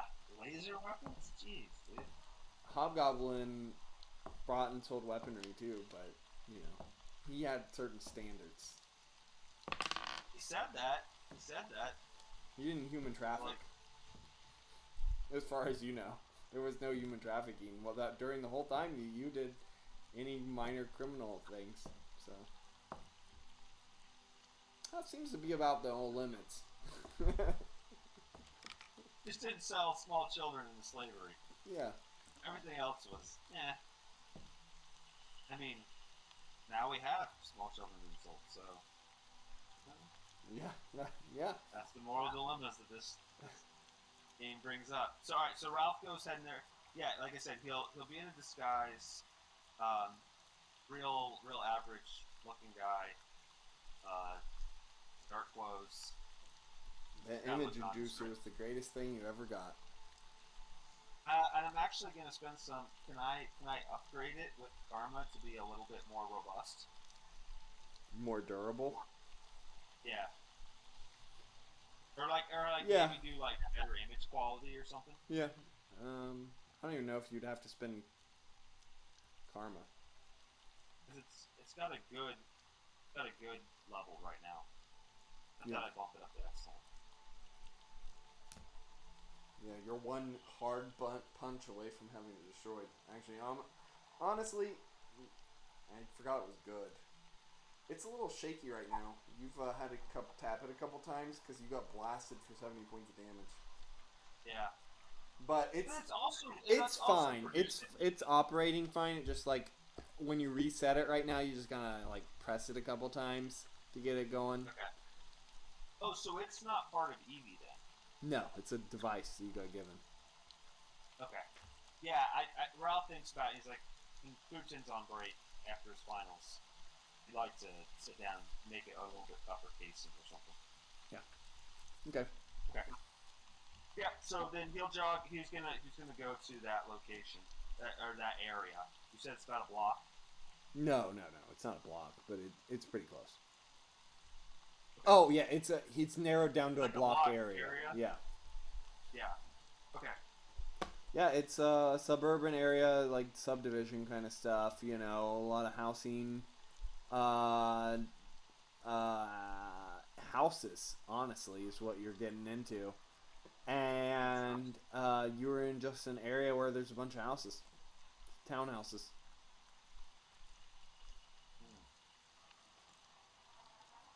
Okay. Is there anything... I guess the first question is, does Ralph see them on the street?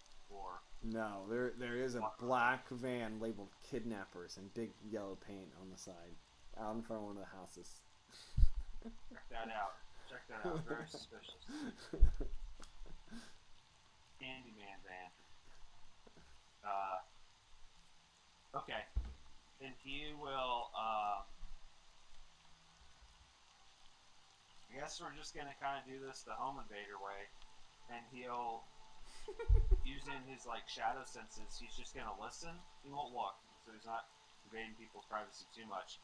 He'll just listen at each house, just because he's kind of like walking slowly down and see if he can hear her in any of the houses.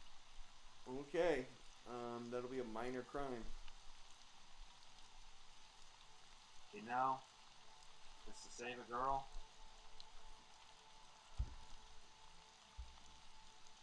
I'm thinking it's, yeah, like I don't know what's gonna happen to her. She could be like really hurt. She didn't sign up for this, so yeah. I think it's worth it. Okay. You want me to roll for No. You'll lose 10 karma for this. But as you go down the street, you like peek and hear it. They're very busy houses for the most part. It's 10 o'clock on a Saturday. A lot of people are home.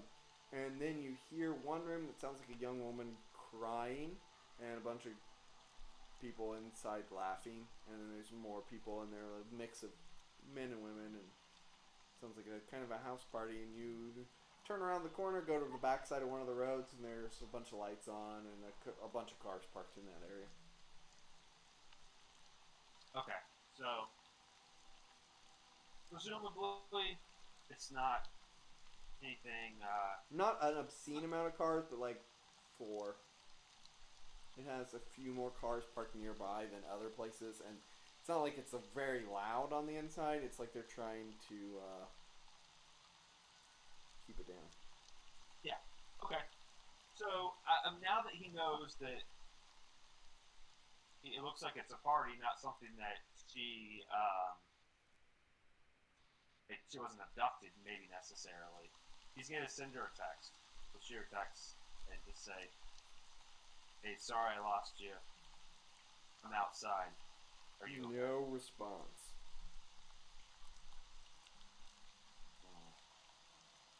Did he tell where that voice was? Not particularly. There's a lot of people. Because you could pick one room at a time while standing outside and kind of look inside of them. Yeah, we'll do that. Okay, let's make a roll. And he's just gonna look kind of nonchalant, like. Yeah, you're And not he's like, nonchalant at all looking at his because phone. you're a random guy standing in front of somebody's house on mostly empty townhouse street. He's gonna like have his phone up like he's talking on the phone. Well, Well, you know, that's pretty good. not like staring. You are peering through the rooms, and you find that in like one of the main rooms, living room style room, there is the girl Nadia, kind of being sat there. And there's a couple other Cahales gang around her, kind of laughing like, why are you crying, girl? You know, you wanted to come with us. What's the difference? A couple hours. And they all laugh. And they're like, why are you being such a downer? And so on and so such. You see a couple other people in there. And there is a few people as are you listening and looking? Yeah.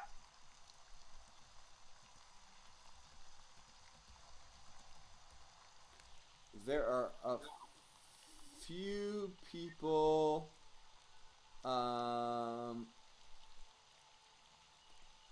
in the kitchen that seem to be doing cocaine. Interesting. You doing lines of coke? Yep.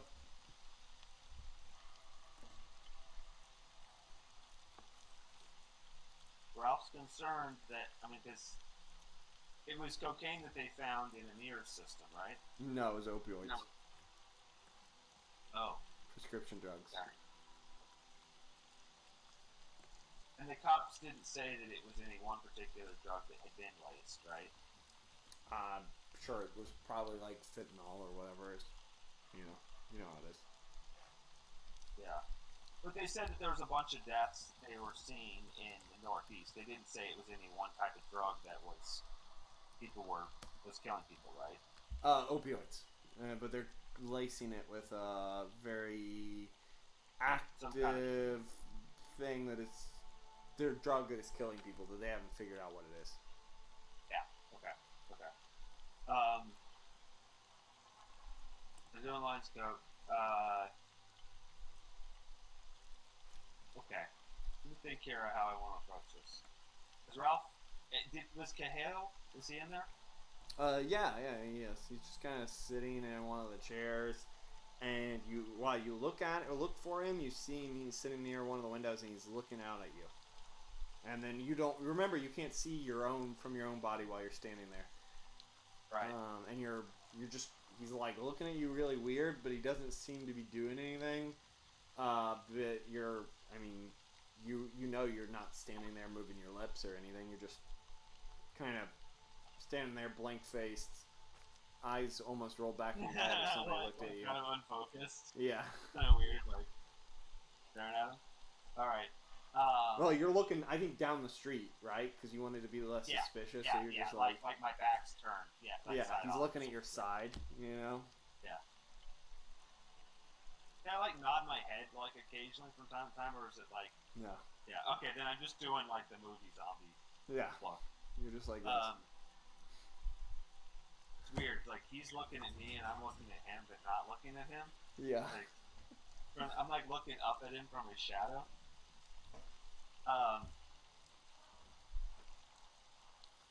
Okay, so I'll come to.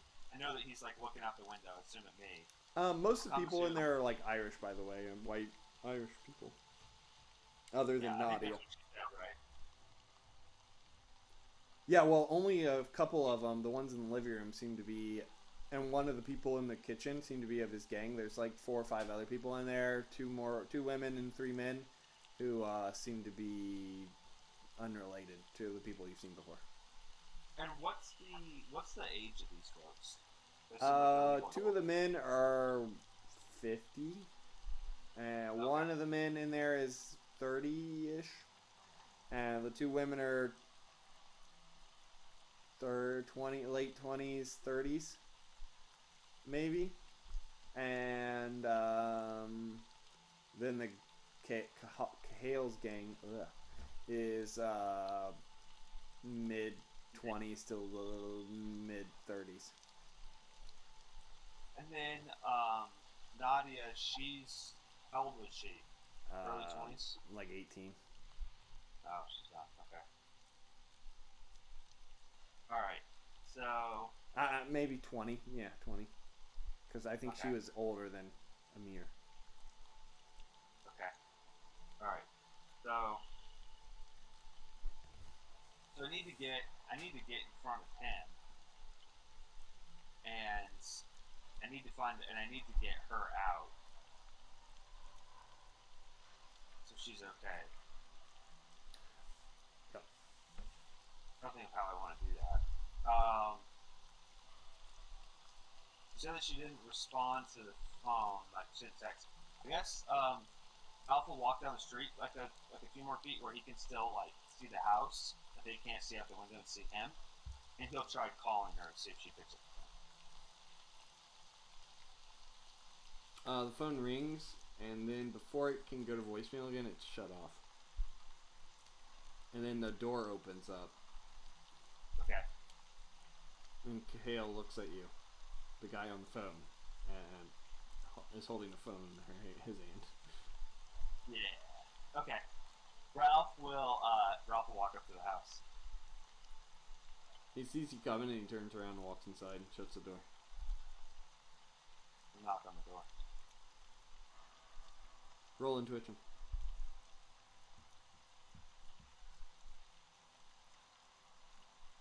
You hear people 98. going out the back door. I think he thinks like a sting operation or something. Yeah, Ralph will slip around real quick and see, and then before Cahale like leaves, or hopefully he's not one of the first ones out. It's the 5 people from earlier, the ones that were not in the gang, and two gang members. Okay, but it looks like Cahale and Nadia are still in there. They have not come out. Yep. Okay, Ralph's just like kind of like peeking around. The people are too panicked, so they don't even know. They have a chance of noticing you. Okay, then like before they. After a few minutes, the door opens up front again. Oh, I was just gonna slip in the back, as everyone's like. You'd have to force your way in. So they like close the door behind them. Oh, yeah. Going out. Okay.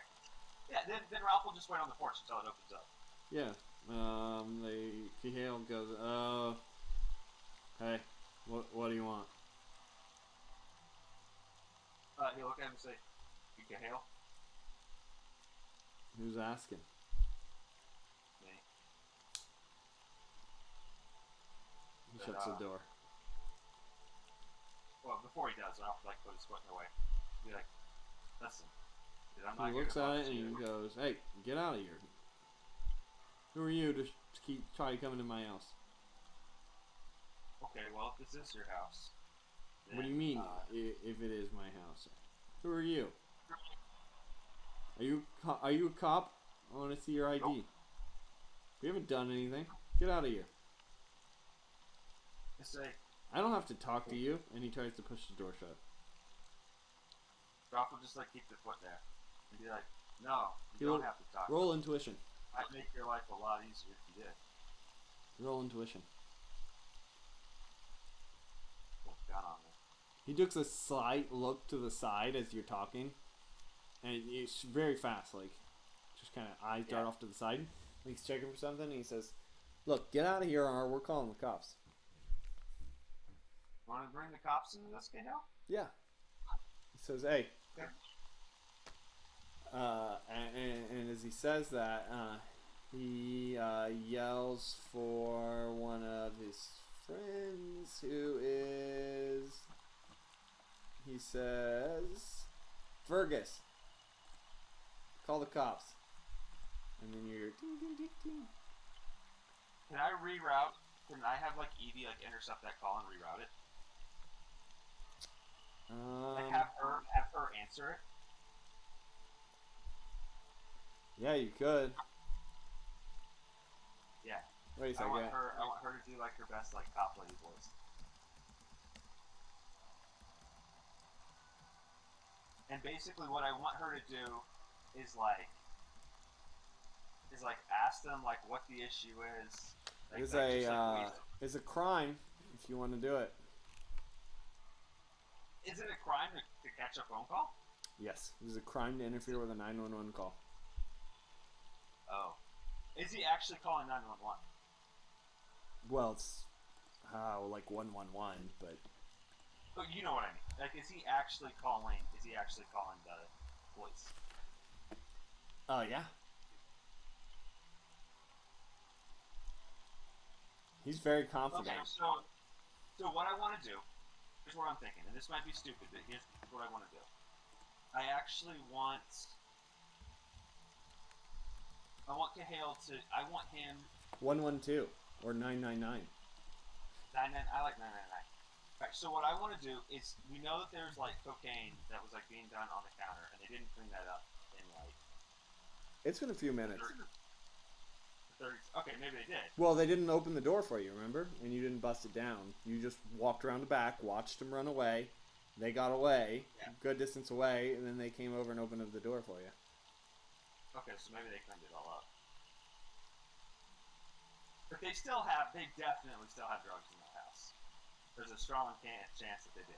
So what I want to do is I want to reroute that call, and I want Evie to like waste time with them for a second, like getting. Okay, minus 10 karma. And then here's what I want to do. I want her also to place a call to the police and say, hey, I've seen really suspicious activity. I think there's drugs being done in this house. I saw these people leave out the back door really secretly. There's a weirdo who's like on the front porch. And I want to call the cops on Cahill and them, because I want to see if he can get pulled in for questioning. And then I will drop, while he's like in transit to the station, I'm going to drop a hint to my buddies on the force. So you are not letting his 911 call come through? Yeah, I'm not going to let his come through. Okay. Evie's going to reroute it, like make it sound like she took down the information. Instead, I'm going to call the cops to bring him to the house. Okay. Okay. Did you subtract the karma? Yeah. Okay. Lots of petty theft and petty crimes to that. Yep. Pays, I guess. Sometimes you gotta break the law to save people.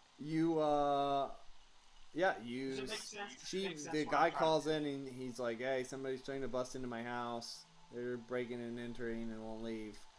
We opened the door for them and they forced their way in. Can you... Huh? You have. I mean, it's basically what he did. I haven't stepped foot in his house. Anyways, it doesn't matter. You could get somebody there. Evie's like, oh yes, sir. Let me get some information. What's your address? Blah blah blah. And he changes it quickly, and Evie just hangs up, and doesn't do anything. And what are you doing with Cahill? He's trying to push the door shut, but he obviously can't. He's like, well, how are you so strong?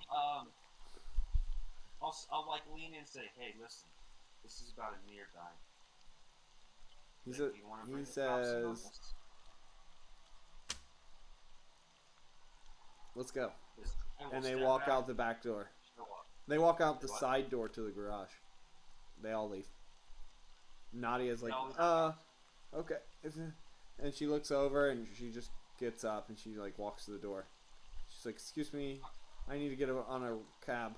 And she like grabs her phone that he left on the stand next to the door. And okay.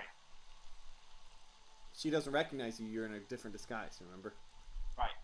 And then I had Evie like send her a text and be like, "Hey, this is Ralph. Sorry." Yeah, she sees the message you sent her before, and she's like, "We're looking around the outside, like up in the air."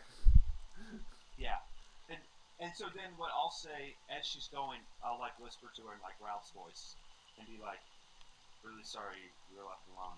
Thanks for leading me to him. I'll take care of this from here." And while you were doing that, you overhear them talking as they're like getting in the car and driving away. Right, like Yeah. in the garage, just from off to the distance. They're like, "What's up with that?" And they're like, "Hey, I think he was a cop.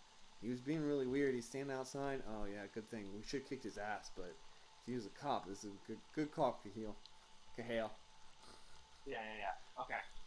And then I'll let her go, and then I'm gonna follow the car. While running or flying? Um, I assume Ralph has gotten pretty good at being able to tail people, like on the slide, right? Even flying. Mm. I know it's tricky because it's kind of like cloudy, but You are flying so- below cloud level because you do not have supervision. yeah, you're right. That's, Like, you are not. You're pretty obvious when you're flying, and when you're running at the speed of a car. So if Yeah, you were yeah, in I a was gonna wilderness area and you could like navigate through tree lines and stuff, you could do it pretty well. But this is just, you said this is just like residential homes, right? yeah, if you the buildings are so low, if you leapt from building to building, it would be super obvious. Yeah. I don't have any of their cell phone numbers. Did you have the police call? Did you call the police on them? Still, like you were planning to?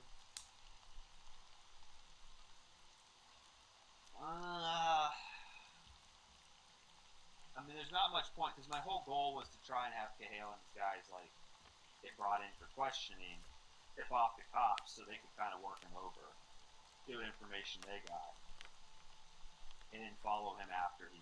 Yeah, they would have probably reacted a lot more aggressively if I hadn't rolled that 86 on his intuition roll to notice you outside.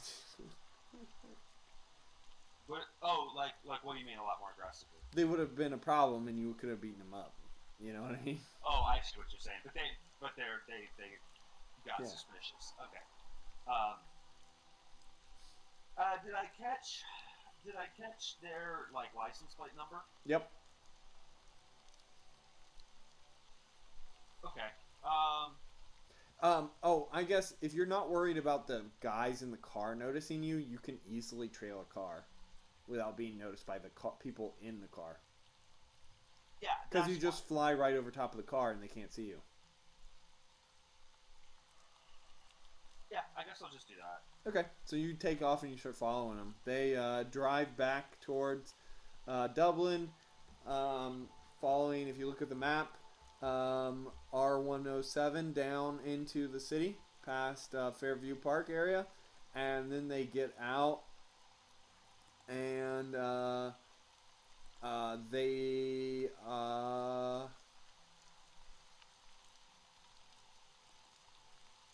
they make their way towards a building there.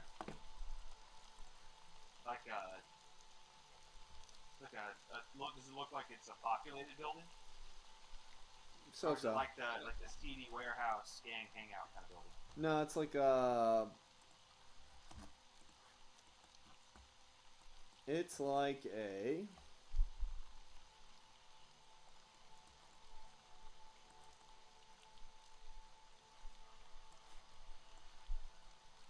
It's like a two-story little brick building that is like a next to an inn. Looks like some sort of little, maybe an apartment thing or something. Okay, maybe it's like their base.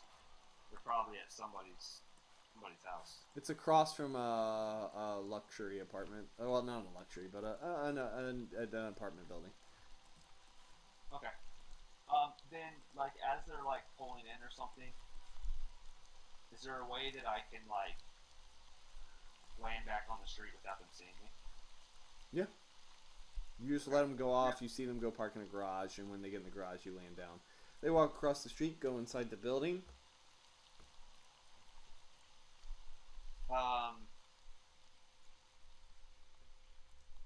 Do they unlock any doors or anything that I can tell? Yeah, there's a little wall around it, about a half wall, and then a steel gate. They unlock the steel gate and go inside, and then unlock the door. It's like a privacy fence sort of thing. Yeah. All right. I think like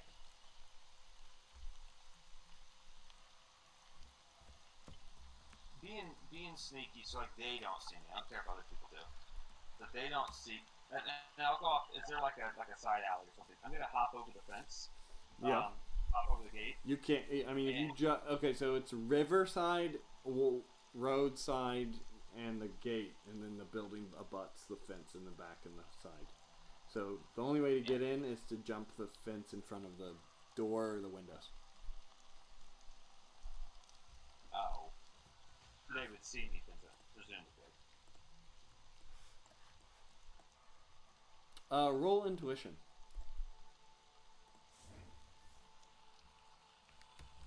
That's a really good roll. I've had really good intuition. Yeah, you have. You had great rolls today. You see a couple cameras on the outside. Oh, that's handy. That's the building.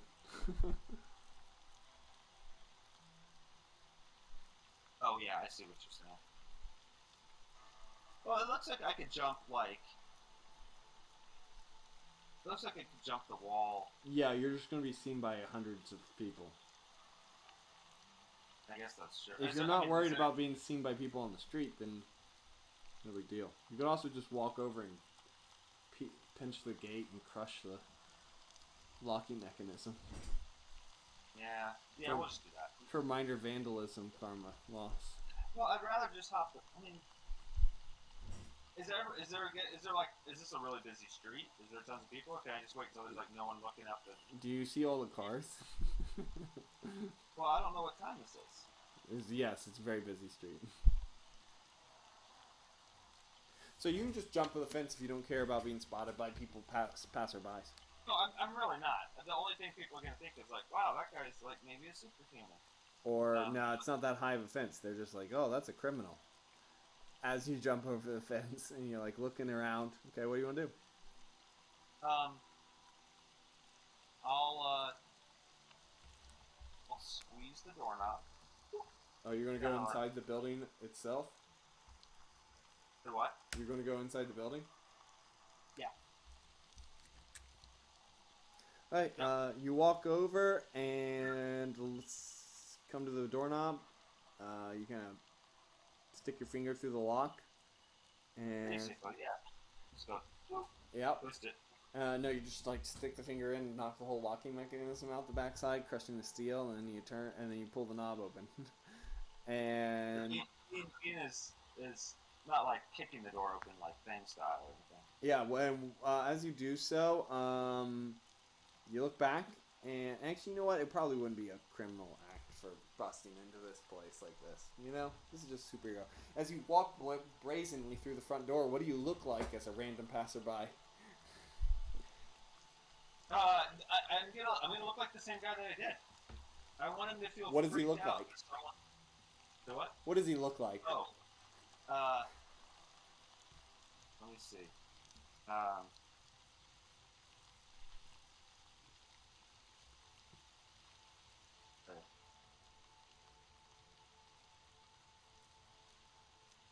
That guy looks kind of shady.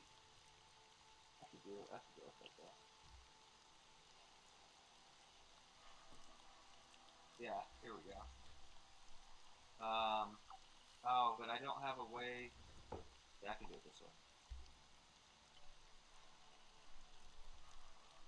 Oh, that's actually kind of weird. Give me a second. So, just describe a person. I don't have a way that I can just like copy and paste. Just describe a person. Just describe it. Okay, so yeah, he's like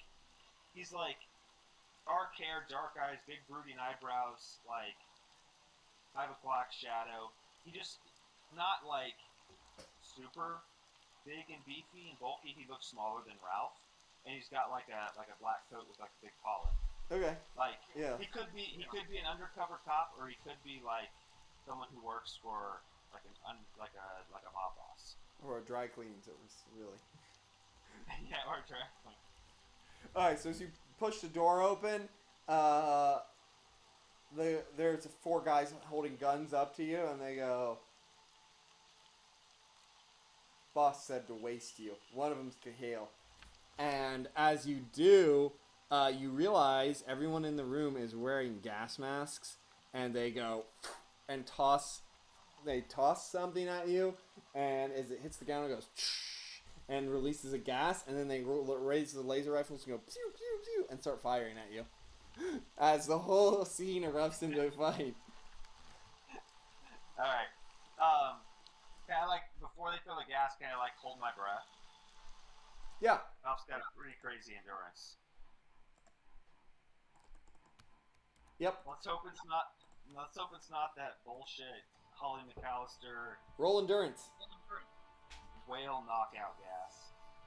Do I get a bonus for holding my breath with fresh air? Sadly, no. Oh, don't fail me now! Your eyes water a little bit, and you're like kind of blinded as you begin to like tear up real bad. Okay. And you realize Okay, it so wasn't just, like, knockout standard, like, tear gas. gas. Okay. Alright. Well, I mean, you are holding your breath, or it would like burn your throat and everything, and you'd Yeah. start coughing. So it's just like irritated, yeah. Yeah. You are minus 2 CS for all attack or to hit rolls, or dodge. Okay. What I'm gonna do, since I'm way faster than these guys. They were ready for you, so they all begin to blast. And they start blasting. Pew, pew, pew, pew, pew, pew. Only one of them gets a green. As in their wild spray that mostly just shoots holes through the brick. And you just throw laser rifles? Yes. I have Evie send a message to the other guardian, hey, I found some laser rifles. There's a smiley face that comes back. Yeah. It looks like that's a yellow. You gotta roll those too. separately in the future, okay? Oh, Because I think you should just apply them. no, You should just apply them like in a straight line down. no, that goes to the high. That orders them in the highest to the lowest rolls.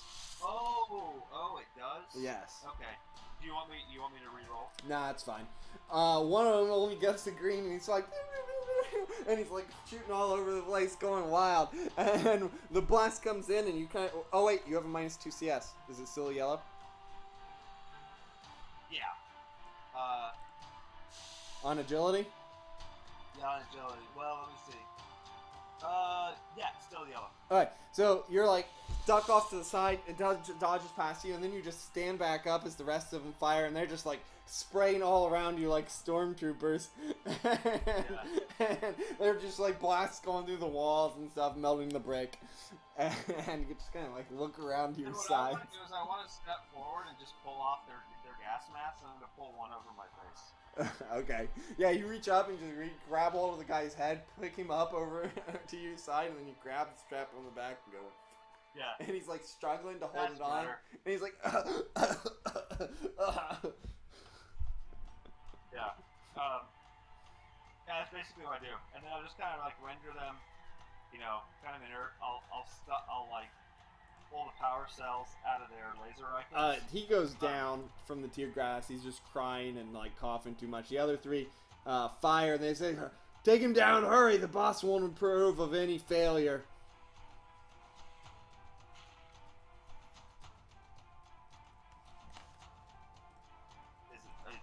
Do I need to roll? I fired once with an 85, and then a 59, and then a 4. So that's a yellow, green, white. Okay. Wait, hold on.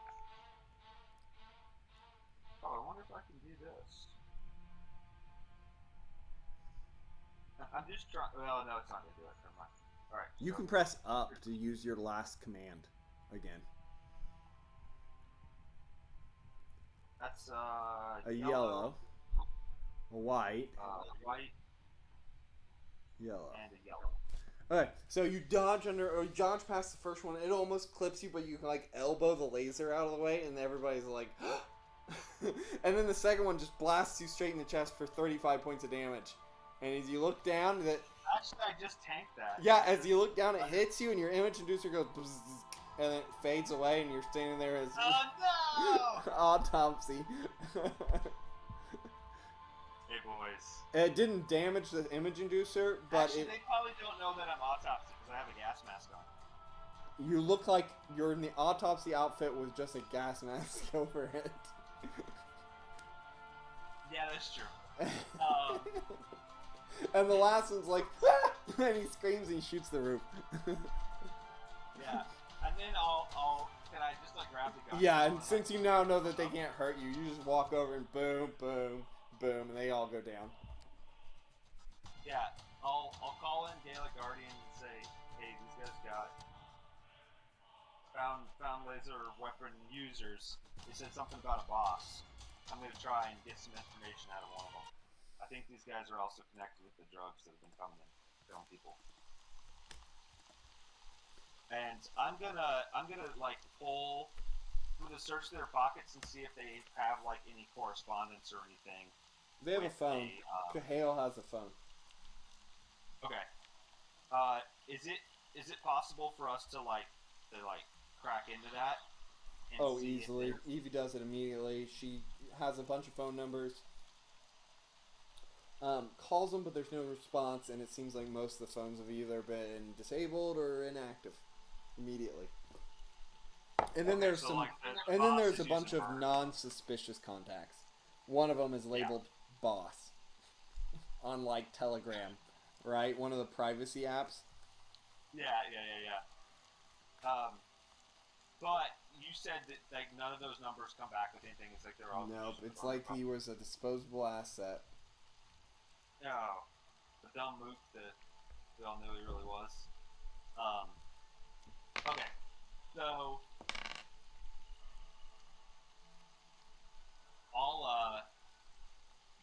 I'll tie him up. I'll drag him into. Evie says, someone's probably. "Should I call the police?" Who says that, Evie? Yeah. Hey Ralph, do you think I should call the police? You think the police are already on their way here in a laser rifle? Maybe. Yeah. Go ahead and call the cops. I'm taking this one with me. And I motion to Cahill. I think, Ralph, I don't know if you should do that right now with your situation with the police, but why don't you ask your questions quickly? Okay, let's do this quick. I'll drag him all in the room. I'll tie those up. We'll kind of leave him there, and then I'll put him in a chair and do the slap, wake him up kind of thing.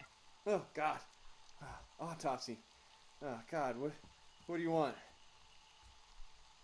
Listen, Cahill, I don't care anything about you, but I need to know who's bringing in the drugs that killed Amir. I know someone's wasting this stuff. Give any information. I don't know anything you're talking about. I'm not gonna say anything else. I have nothing to say to you. Hey, listen, Eileen, don't be stupid. So what are you gonna do? You're an accessory to murder already. If you can connect that to you. You don't do anything. I'm not scared of you. Are you scared of the hobgoblin? He looks at you like, Hobgoblin's gone. He's not come back to Ireland. He's old news anyways. Sure, we could take care of him. He ran this country, Cahill, and I threw him out. If I can do that to him, what He can I rolls do to his you? eyes. Come on. And I click my fingers in front of him, like do the snap, snap. Hey, look. You can rot in jail. You can get killed by your boss. There's not a lot of good options for you. Boss isn't gonna kill me. He said anybody gets taken as long as we don't talk, we get treated well. You really believe that? Yeah. He looks very confident. Actually, roll intuition.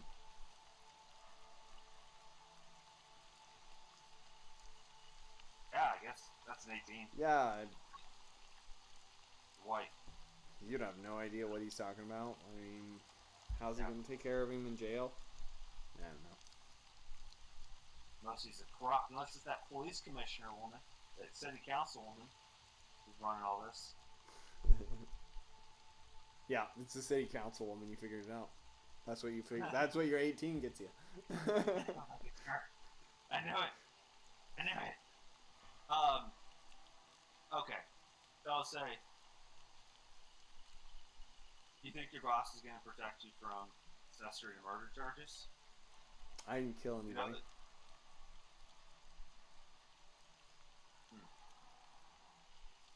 that.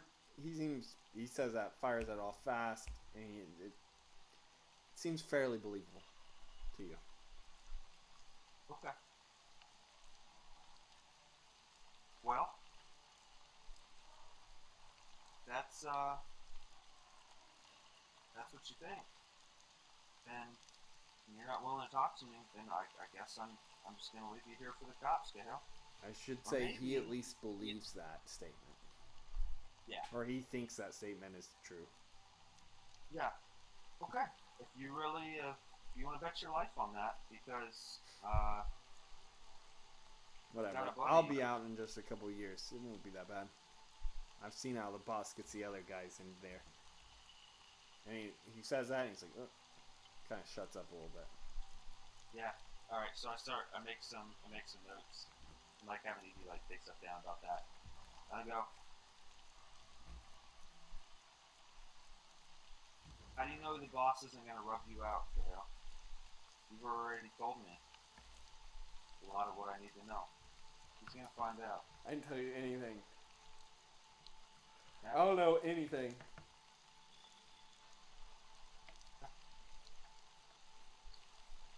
Last chance. I go Last easy chance on at you. what? You're nobody. You're a criminal.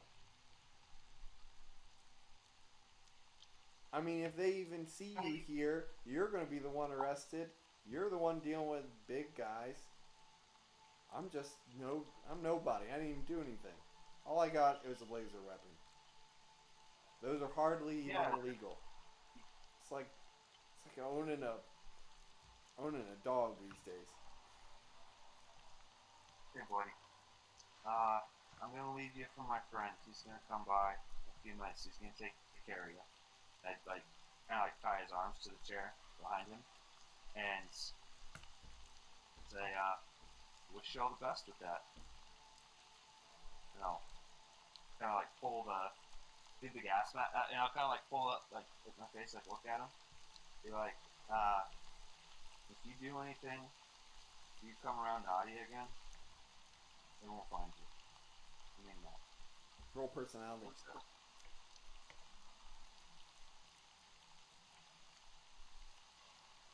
That's a green. He's wow. He's like looks like a little confused and maybe a little intimidated. He's like maybe he believes you. Yeah. I'll just leave him with that. And then I'll patch a call to Gala Guardian and be like, hey, laser rifle's here. I got some information out of him. He's not talking though. He says his boss will get him out of jail in just a couple years. Well, possession for laser riflery is 3-year sentence. Yeah, you seem to know that. He's pretty well versed on the laws of laser pertaining to laser rifles. His boss might be well versed in the criminal legal codes of the city of Dublin. That'd be an angle for us to look at. Alright. Well, I'll lawyers. keep an eye out on it. There's a number of guys coming into power. Has Autopsy. anyone bailed a lot of petty criminals out recently? Made it I sound mean, like that's they're what- getting out fairly fast. There's a lot of people with a lot of money. From what I can tell, there's 4 or 5 big groups moving in and building their base. Do any of them have a connection with the drug trade? I don't know. This is a little bit what I've been hearing while staking these places out. They don't mention the names. They're very suspicious. They look up high a lot. A lot of cameras, a lot of tech. All these places are running high-tech operations now. So they feel like the boss is always watching them. No, they're on the lookout for superheroes.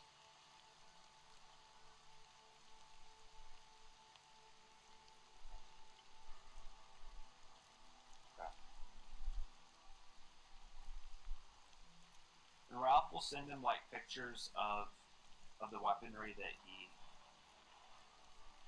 they were using. Does it match up with any of the gangs? No, this is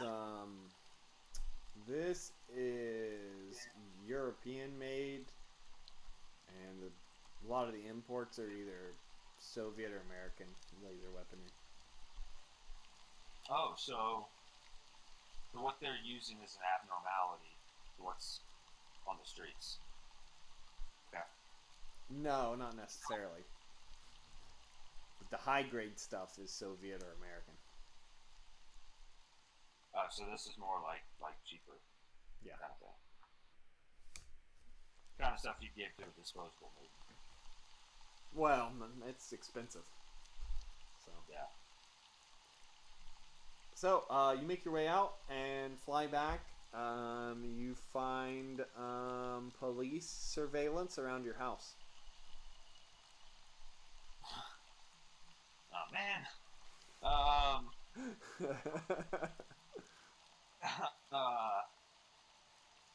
What about my fish? My fish is gonna die if I can't get in there. Well, I mean, they probably have a warrant to arrest you. So, your fish might have been taken as evidence. You can only hope. Okay. You know, Jake, I really feel like Ralph probably shouldn't turn himself in. Because then they're going to ask, what were you doing with Hobgoblin? And he can't tell them. Yeah. Or he could. No, because if he tells them, then the deal's off. And Hobgoblin. Oh yeah, everybody will know that you made a deal to claim Ireland as your own fiefdom. To protect the people of Ireland from the criminal element of Hobgoblin, not make my own fiefdom. Buy safety and security for people of Ireland.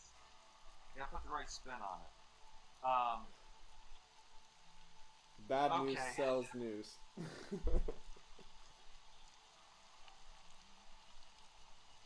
I think the angle so Ralph's he's not gonna turn himself in.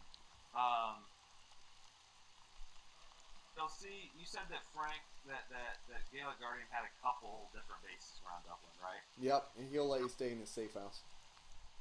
All right. Thanks, Franklin. I think. So kind of like to summarize what we know, because I didn't get a whole lot out of Cahill. No, you did get him He's really arrested confident. though. Say what? You did get him arrested though. Yeah, I guess. Well, I'll put in a blurb with my like do the secret meeting kind of thing with a couple of the officers that know I'm not dirty, and I'll tell them, okay, try and pump this guy. He's got some connections to the drugs. He was friends with a guy who OD'd. I'm looking into it best I can. Yeah. But there might be a lead there. And I'll give him and I guess they know the rifles. And I'll say he's very confident that his boss is going to bail him out. And I'll take care of him in prison is really what he was talking about. I thought you said that he was going to get out quick. Well, he will. I mean, well, he'll get out in a couple years. Oh, okay. So that's how I need to understand that. Okay. So he's saying boss will make sure nothing happens to him while he's in prison. Well, he didn't even say that. He said take care of him. Hale's stupid. He doesn't realize what take care of means to mob bosses.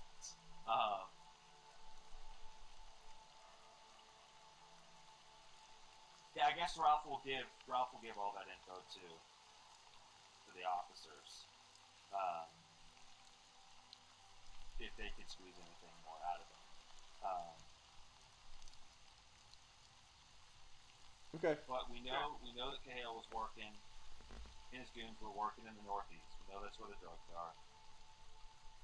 I guess the other thing that I'd like to do, you said that the doctors wouldn't. The police didn't have a toxology report, right? That the doctors were still working to get that. Yeah. Because I feel like we should probably try and search through this drug too. You will have to break into a police station to get anything, so you will have to find the drug. So we'll say the next couple weeks go by, and you are on the lookout. You take down a couple other minor drug dealers, and then at one point you snatch some of the drug and take it back. But you're not allowed to go to the Cork Academy anymore. They don't want. They say they have to arrest you if you show up there. And if they say that, you're gonna get arrested if you show up. Yeah. I guess.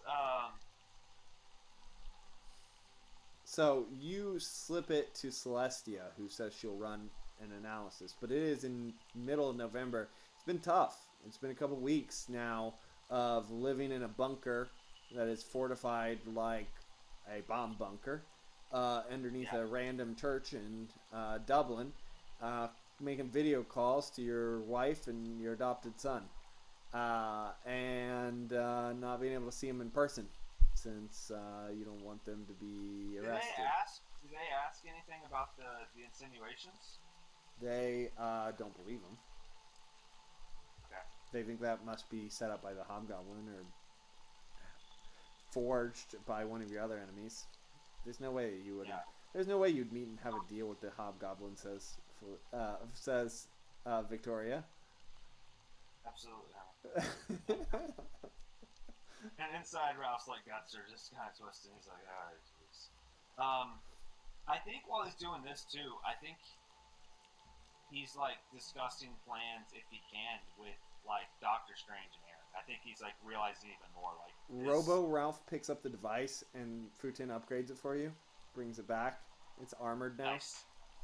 Awesome. Yep. Cool. And you've discussed it, but Doctor Strange just looked into it a little bit. He says there's nothing he can do. And without, you can't do any kind of, like, at this mass point in time, your identity's been out for over a year. Yeah. I mean, he'd have to wipe the minds of the whole world's population over, maybe even over the last year. And that kind of stuff is just going to be. He can't give the whole world 2 years of amnesia. Does he have any ideas or recommendations of what could happen? He looks at you and says, "Ralph, I've known you a long time. You're a good man, but magic's not going to fix your problem." Wow. I mean, the only thing that I can think of even is reality alteration or time travel or something. And I don't know, it's tough, Steven. Like, on one hand, I know it's incredibly selfish of me to want to change history, keep myself safe and the people that I care about, but at the same time, any psycho in the world could go and kill almost most of the people that I love. What am I supposed to do with that? I will set up some wards on their home and do what I can to protect them. Thank you.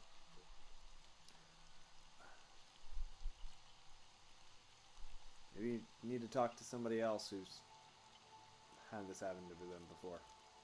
I don't know who.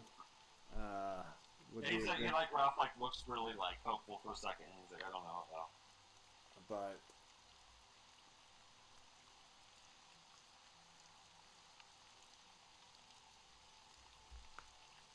has there been anybody that's had this happen before in our universe? I don't think so. I don't think so. I mean, Tony Stark has a public identity at this point. Captain America has a public identity. Yeah, neither of these men have a family though. No family life. Yeah, Captain America has no family life and no loved ones. I think that's what you kind of have to do. If you're a public figure. Yeah, Captain America's Captain America all the time. Or you have to be like Bruce Banner, you know, like no one can kill you. The and Hulk you know it. is not a public identity. I don't think. What about Jennifer Walters? Yes. Yeah. Yeah. Does she not have any? She probably doesn't have any family. Does she? The Fantastic Four is a public identity. But they don't. I don't think. But they don't. They have any family though? Aren't they? Aren't Sue And their two and kids, Reed and their brother, and their best friend who lives in their yeah, house. but like and- but like they all kind of like get each other's backs. Like, do they have like parents or anything, or are they all like orphans? Yeah, Sue's parents are dead. And Reed's father is a time traveling super genius adventurer. Really? Yeah. Who was his dad? Nathaniel Richards, I believe. The person Kang the Conqueror is named after. But they're not the same person, right? No, he's the descendant of the Richards family. Does his dad like come up in the Fantastic Four comics? Yep. So, anyways, he says maybe talk to someone smarter than me. He laughs awkwardly, and he says, You mean the greatest sorcerer in the whole world, Steven? maybe Mr. Fantastic would know something. Yeah. Okay. Well, thank you. I appreciate what you're doing. Here, Everything you can do. this is Nathaniel Richards. This doesn't scream super time traveling adventure. Oh yeah. I don't know what does. Oh yeah. For sure. It's awesome. All right.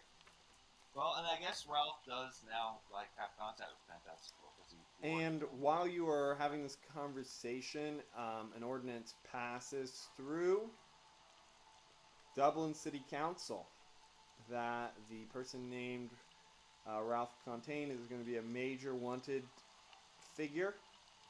The police have been derelict in their duty, and if anyone continues to have evidence of clandestine meetings with Ralph Containe, Oh, and anyone else caught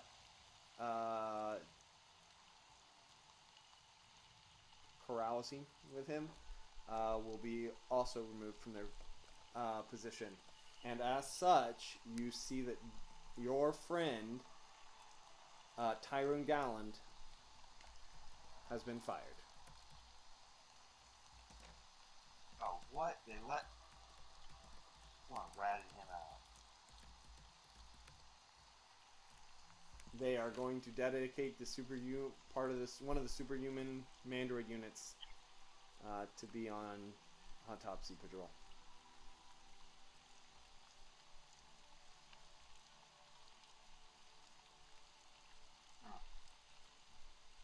Well,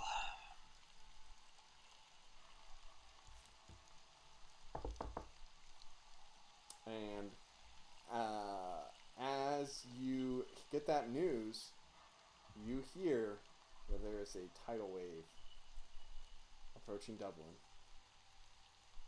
And riding on it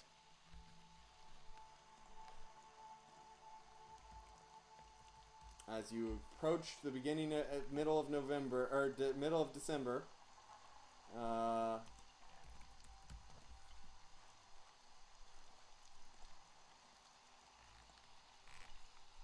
as you approach the middle of December, continuing your drug hunt, you also find. I'll give you some more information on the gangs. You've discovered they're kind of ethnic gangs as they are. You see, Okay.